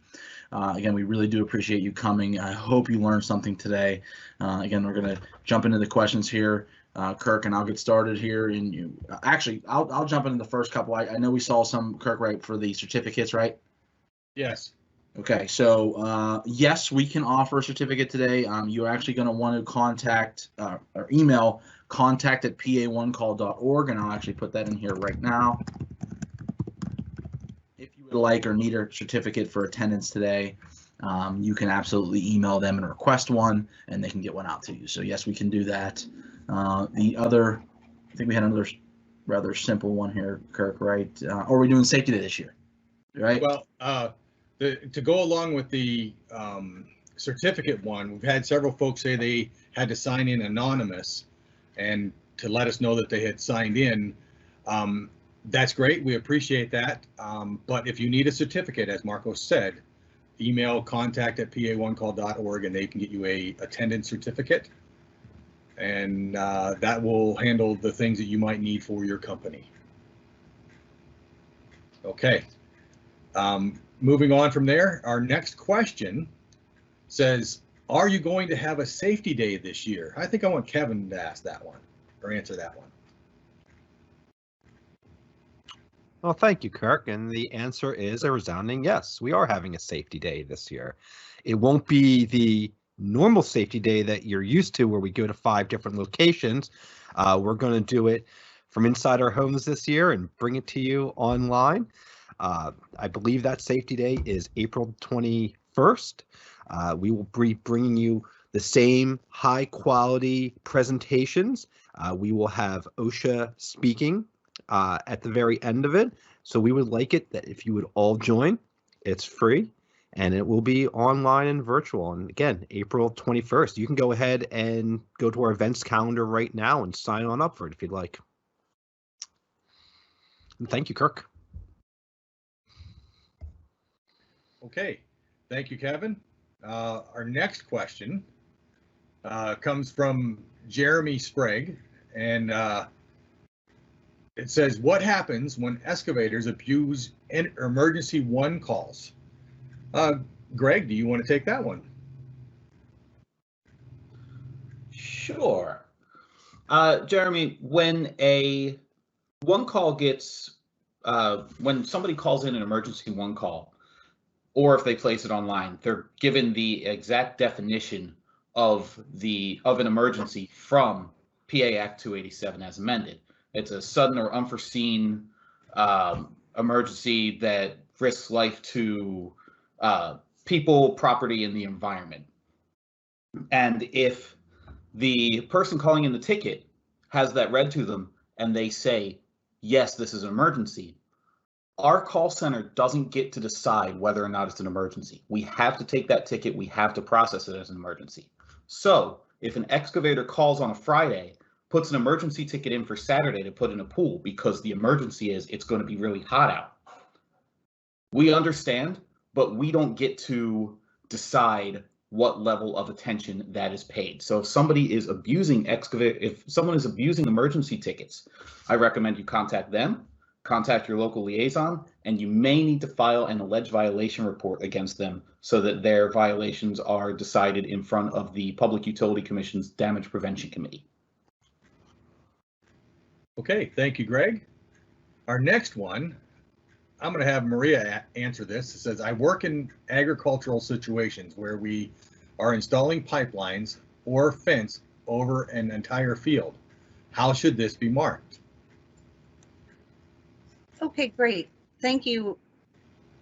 And originally, when I first saw this question, I thought it was asking how does the locator mark the line? And I was going to refer to the Common Ground Alliance. But for the excavator, having to mark your work area in white, if it's a huge expansive area, you may not be able to do that, but you could put in your dig notification more information, and the facility owner can always call you for more information on where you're going to be working. You could also use line of sight for your markings with white flags so that someone can see where you're going to be doing your work. Okay, thank you, Maria. The next one comes from Josh G. Why is it not mandatory to have a proposed dig area marked in white before a ticket is submitted? Non-marked areas make it hard to know exactly where the dig will be. I feel the excavator should not be allowed to submit a ticket unless marked in white. Yes, Marcos.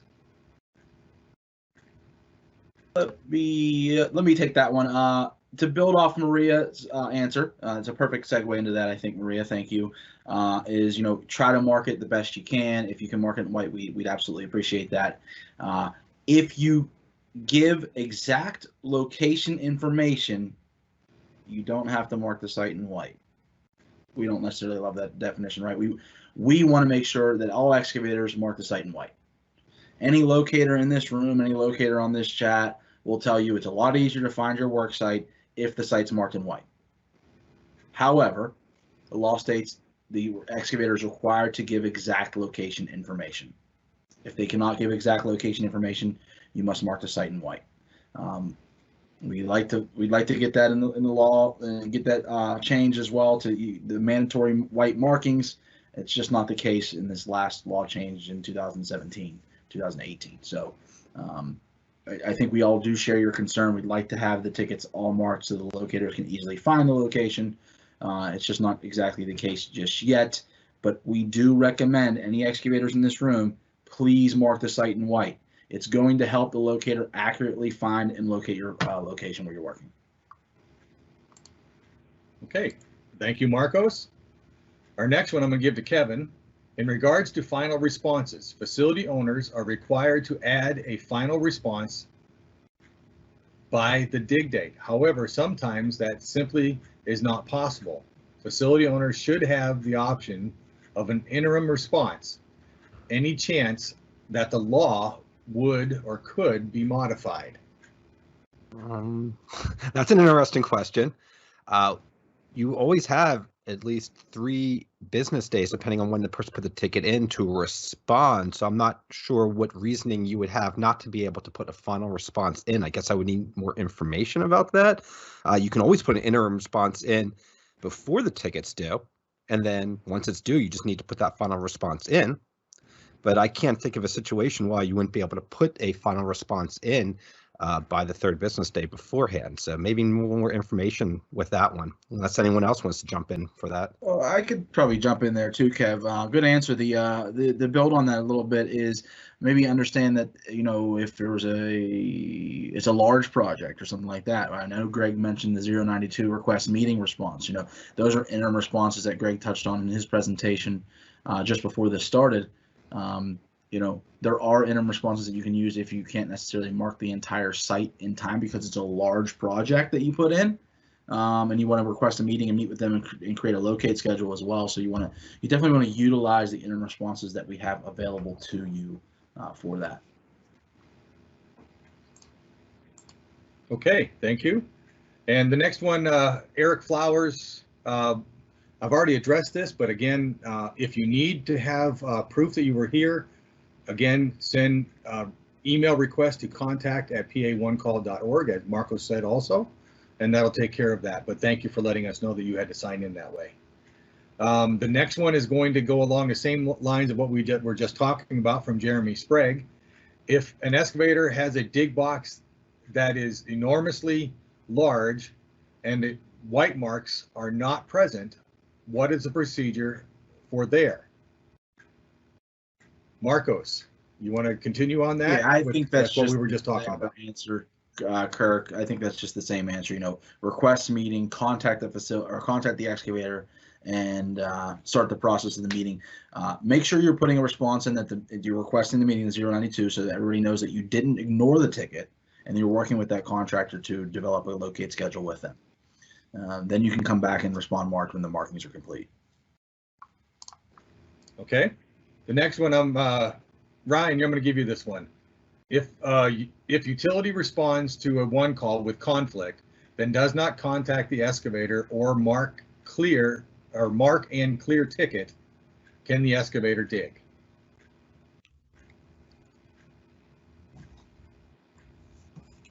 Thanks, Kirk. So if they respond with an interim response of a conflict, they have 2 hours to make contact with you, and they don't do that, within those 2 hours, then on the third hour, you can dig, but you're expected to dig prudently.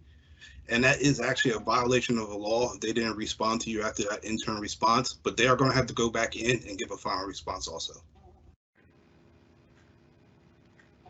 Okay. You want to build on that too, Kurt? He's talking about the direct contact rule. If you re-notify somebody that there wasn't a response or something's off at the work site, they can use a direct contact re-notify to them, and the facility would need to respond to them within 2 hours. If not 3, if not response, they can continue working after 3 hours. I think this question, Kirk, is more on a normal ticket. Does that make sense? That, you know, if the utility responds with a conflict but never does contact the excavator or never does mark or clear it, can the excavator dig? Well, we give the excavator lawful start dates. Okay, you're legally allowed to start the work within their lawful start dates. Now, if you willingly know that somebody didn't respond or somebody has a facility there, does that mean you should just go dig it up? No. What Ryan mentioned earlier is the direct contact rule. Put that in, do a re-notify, say, hey, listen, I'm on site.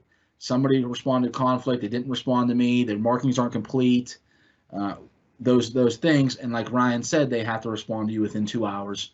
And after 3, you can start as well legally. And you should put a response, or sorry, put a violation report in to the PUC stating that they never responded to you. Facility owners that are using conflict, you are to respond and contact the excavator after, explain to them what the conflict is, and you still need to go back and respond clear marked. Okay. The next question comes from George Sprague again. Is there a defined area measurements or dimensions for single address locate? Greg, do you want to tackle that one? Sure. When you're using a single address, it just parcels out that thing in there. If you need it marked out further than that, if you need the address marked out and also an extra 100 feet in each direction, then web single address wouldn't be appropriate for what you need to do. Web single address is mostly meant when you're just digging on that one property.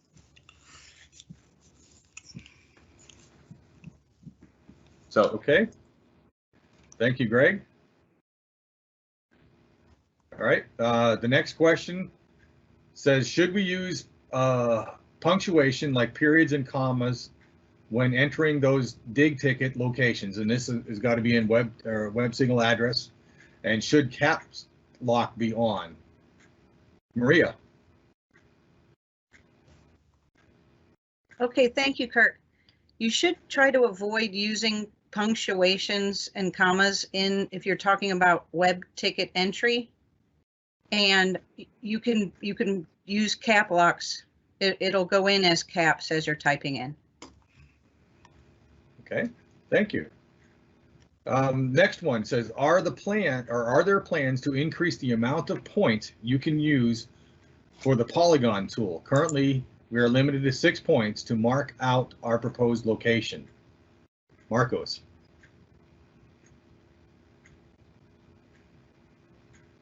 I should probably unmute myself. So yes. I don't believe so. The points for each point generates a coordinate on the ticket. So those who are receiving the tickets receive 6 points, 6 coordinates when you have 6 points, or coordinate for each point on the map. That is limited to 6 due to the transmission of the ticket. So in that case, I don't believe it's necessarily going to be updated past 6 points. To build on that, Kirk, I think we had a question, does the system allow to upload additional info? To build on that points and the additional info, you heard a lot about Coordinate PA today. Yes, the answer is yes to both of those. Coordinate PA, you can go over 6 points, and in Coordinate PA, you can attach files, PDFs, maps, plans, anything like that as well to your tickets, so to your projects. So if you're using Coordinate PA, you can absolutely go over 6 points. It's unlimited points there.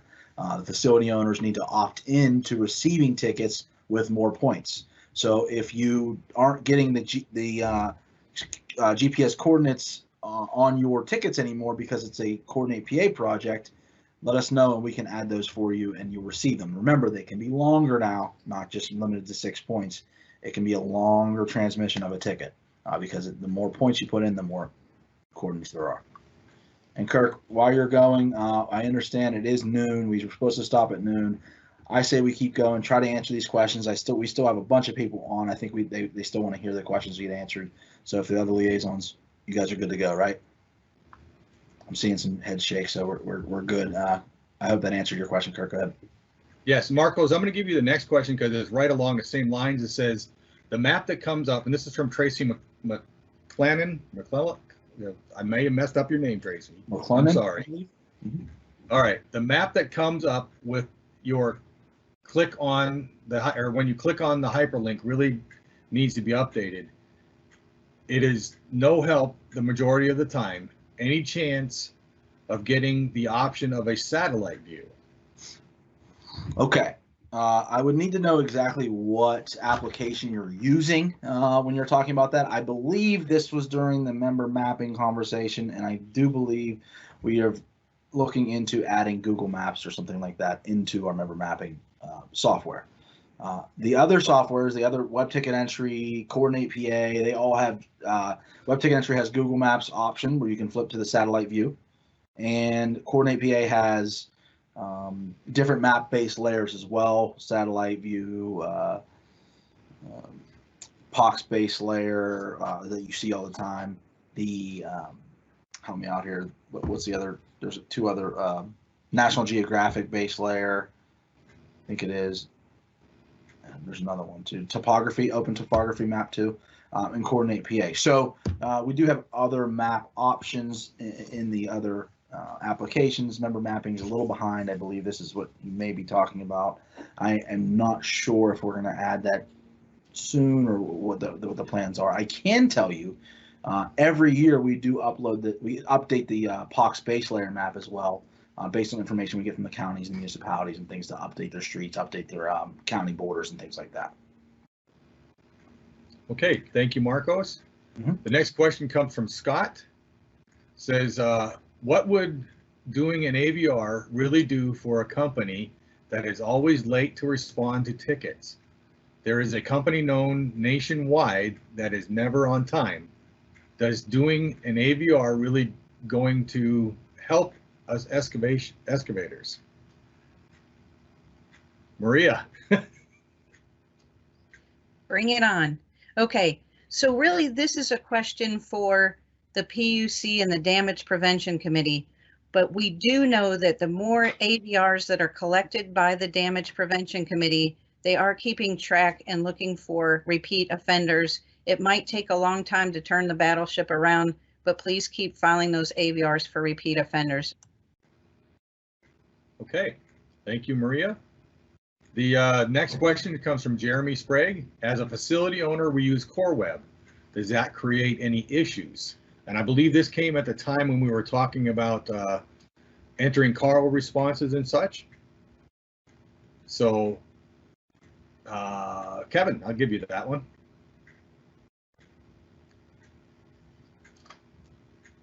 I'd like to defer this question to somebody else, please. Okay, Greg. I'll take this one. CoreWeb and any other ticket management system people might be using. First, the disclaimer, the Education Department of Pennsylvania One Call isn't intimately aware of how these particular ticket management systems work. But if you're using a ticket management system, the big thing you want to watch out for is making sure that design tickets and complex project tickets are being properly filtered through and responded to. That's the thing that I personally see most often when somebody's using ticket management is they're responding to all of their routines, but they're not responding to any of their designs because they're not being filtered through correctly. For your particular case, I would advise you get in touch with your liaison and we can go over your response rate for different types of tickets. And if everything's looking good, if you're responding to all your routine tickets, all your design tickets, and all your complex project tickets, then your system is working just fine. But if it's not, then we can at least make you aware of that and you'll have to address that with CoreWeb. Okay, Kirk, I'd like to just add one thing to that. Go ahead. Good answer, Greg. One thing is a lot of you put notes in your responses through Core Web or a third-party entity that you use to receive notifications. We don't send that to the excavator. The excavator gets clear no facilities, field marked. The other responses that Greg mentioned earlier in his presentation. So if you're making side notes, we're not sending that through our ticket management system, our system. You may have that set up with Core Web to do a separate email to them. That's okay, but just understand that it's not going through the one call system with that note. Okay, thank you. The next question says, what makes each web ticket entry style individual? Difference between routine and primary design. Kevin, you want that one? Sure, I'll take that one. I'm not really sure what you mean by style individual, but I can tell you the differences between each notification, if that's what you're looking for. I mean, whereas your routine notification is your basic dig notification. Your preliminary design would be you have plans, you're going to do this job, you're just not ready to actually put out the final design because you're well before 90 business days. So you can go ahead and put a preliminary design in. It's not required, but we really like it when you put a preliminary so everyone knows there's a job coming down the pipes. The final design is once you get to within that 90 business days, then you put it in the final design. That one basically says, hey, there's a dig coming down. We're going to be doing that soon. And then, of course, the routine has to be placed 3 to 10 business days before the actual excavation begins. So each ticket, class or type means something different. So yeah, that preliminary, like I said, projects well before, it could be years in advance. Final design is that, under 90 business days, excavation 3 to 10. And then the other type, you can also do a emergency, which means something's going on. You need them to get out there right away for it. So I hope that explains the differences of those types. Okay, thank you, Kevin. Yep. Say again. All right, thank you. The next question comes again from Jeremy Sprague. When I find a no one call, why do I become the originator if the violator knows the scope of work and I just happen upon it? Marcos. When you find a no one call, why do you become the originator? Well, you're the one calling it in. You're the one saying, hey, I don't think there's somebody that worked here. We are gathering all the information we can from you with that information. So we have to put it under somebody's name that somebody placed it. And then you would alert everybody, hey, this person isn't digging correctly in the or digging without a one call in the area. Okay, thank you. The next question is, in a rural situation where the location doesn't have an address, should we use a nearby address, or what should we do when filling out the online form? And Maria wants that one. Well, I hope I do a good job. If you don't have a physical address, let me say that if you're doing a project for somebody that has let's say it's a metering and regulating site where there's actually something on the property, your project owner should be getting a 911 address from the local county. That has nothing to do with PA one call. But if you legitimately do not have an address, you can download an app on your phone to do GPS points and use those in your ticket, or you can do measurements and try to give a really good description of where you'll be working. Okay, great. We have about 5 questions left. Greg, I'm going to ask you for this one. It says, are political subdivisions only counties or also municipalities? Oh yeah, give me the hard ones. Political subdivision is county lines. It's also municipalities. So if you're crossing a municipal line, that's also crossing a political subdivision. And in Philadelphia, Pittsburgh, Allentown, and Erie, those political subdivisions go down to the ward level. Thank you. All right. And let's see, the next question says, would you suggest for a large diameter pipeline, 24-inch pipe, to marks or for each side. Oh, put 2 marks for each side. I get it now. Do you want 2 marks for each side? Maria had her hand up. I'll let you have that one. Okay, well, sorry, I didn't know it said 2, but I was going to suggest for calculating the tolerance zone, you're still going to use the 18 inches either side of the pipe for marking your tolerance zone. There could be an outside edge of the right-of-way, though, as well, that you would want to work with your facility owner to see how wide that is for the right-of-way. Okay, and I'm going to add to that one. It also, if you're going to use 2 marks, one for each side of the line, you have to put an X between it, showing that those are connected lines. So then the excavator knows, and then put down the size also. So the excavator knows to measure from the outside edge there to figure out where the tolerance zone is. Yeah, so what happens, Kirk, if they put 2 lines there and they don't put the X? What's it look like? It looks like you've got 2 separate lines there, Mm-hmm. 2 individual lines in that area. It can be really confusing to an excavator in that area. So, all right. Next question from George Sprague.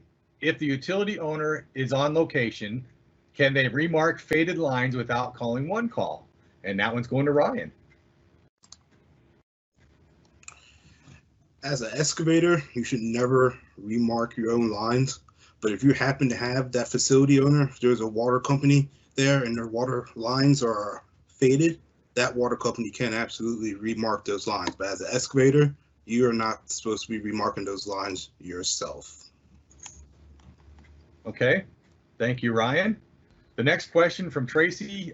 Marcos, you touched on this earlier, so I'm going to give this back to you. When updating to a final response, must it be done by the dig date?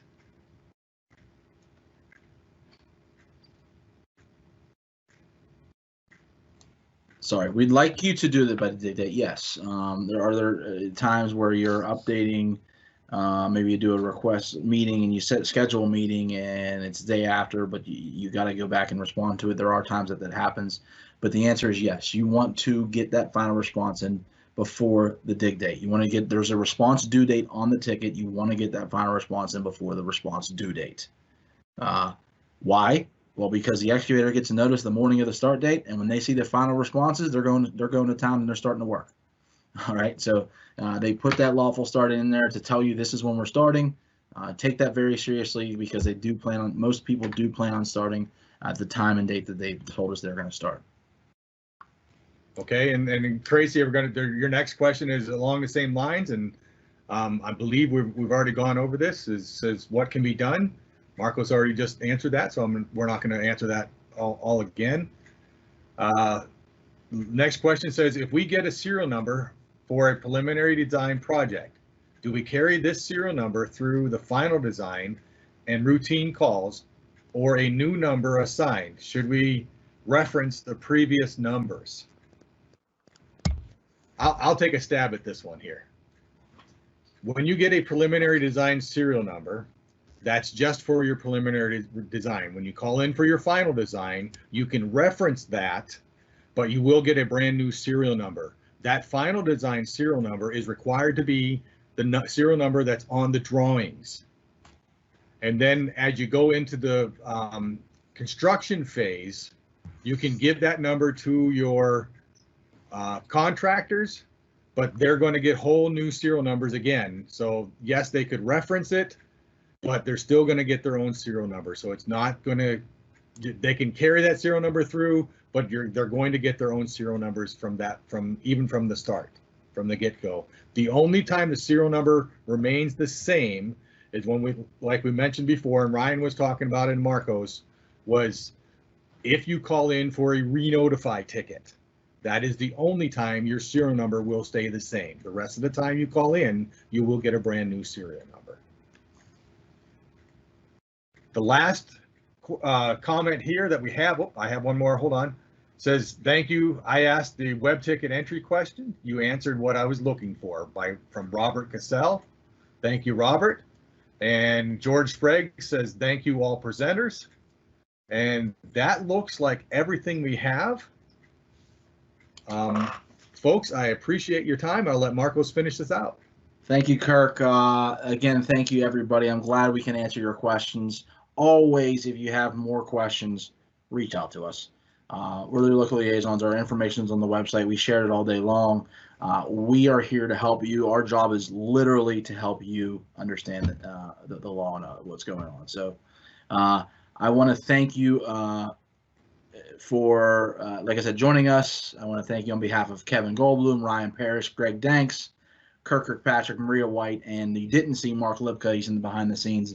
In case my production failed, he was backing me up. So he was there ready to roll too in case something happened. Again, thank you for our third liaison library, attending our third liaison library. We really appreciated this. I will tell you, you broke the record from the first two liaison libraries. We had the most attendance so far in this event here this morning, based on the other two liaison libraries. So you guys are, I hope that means you're enjoying it.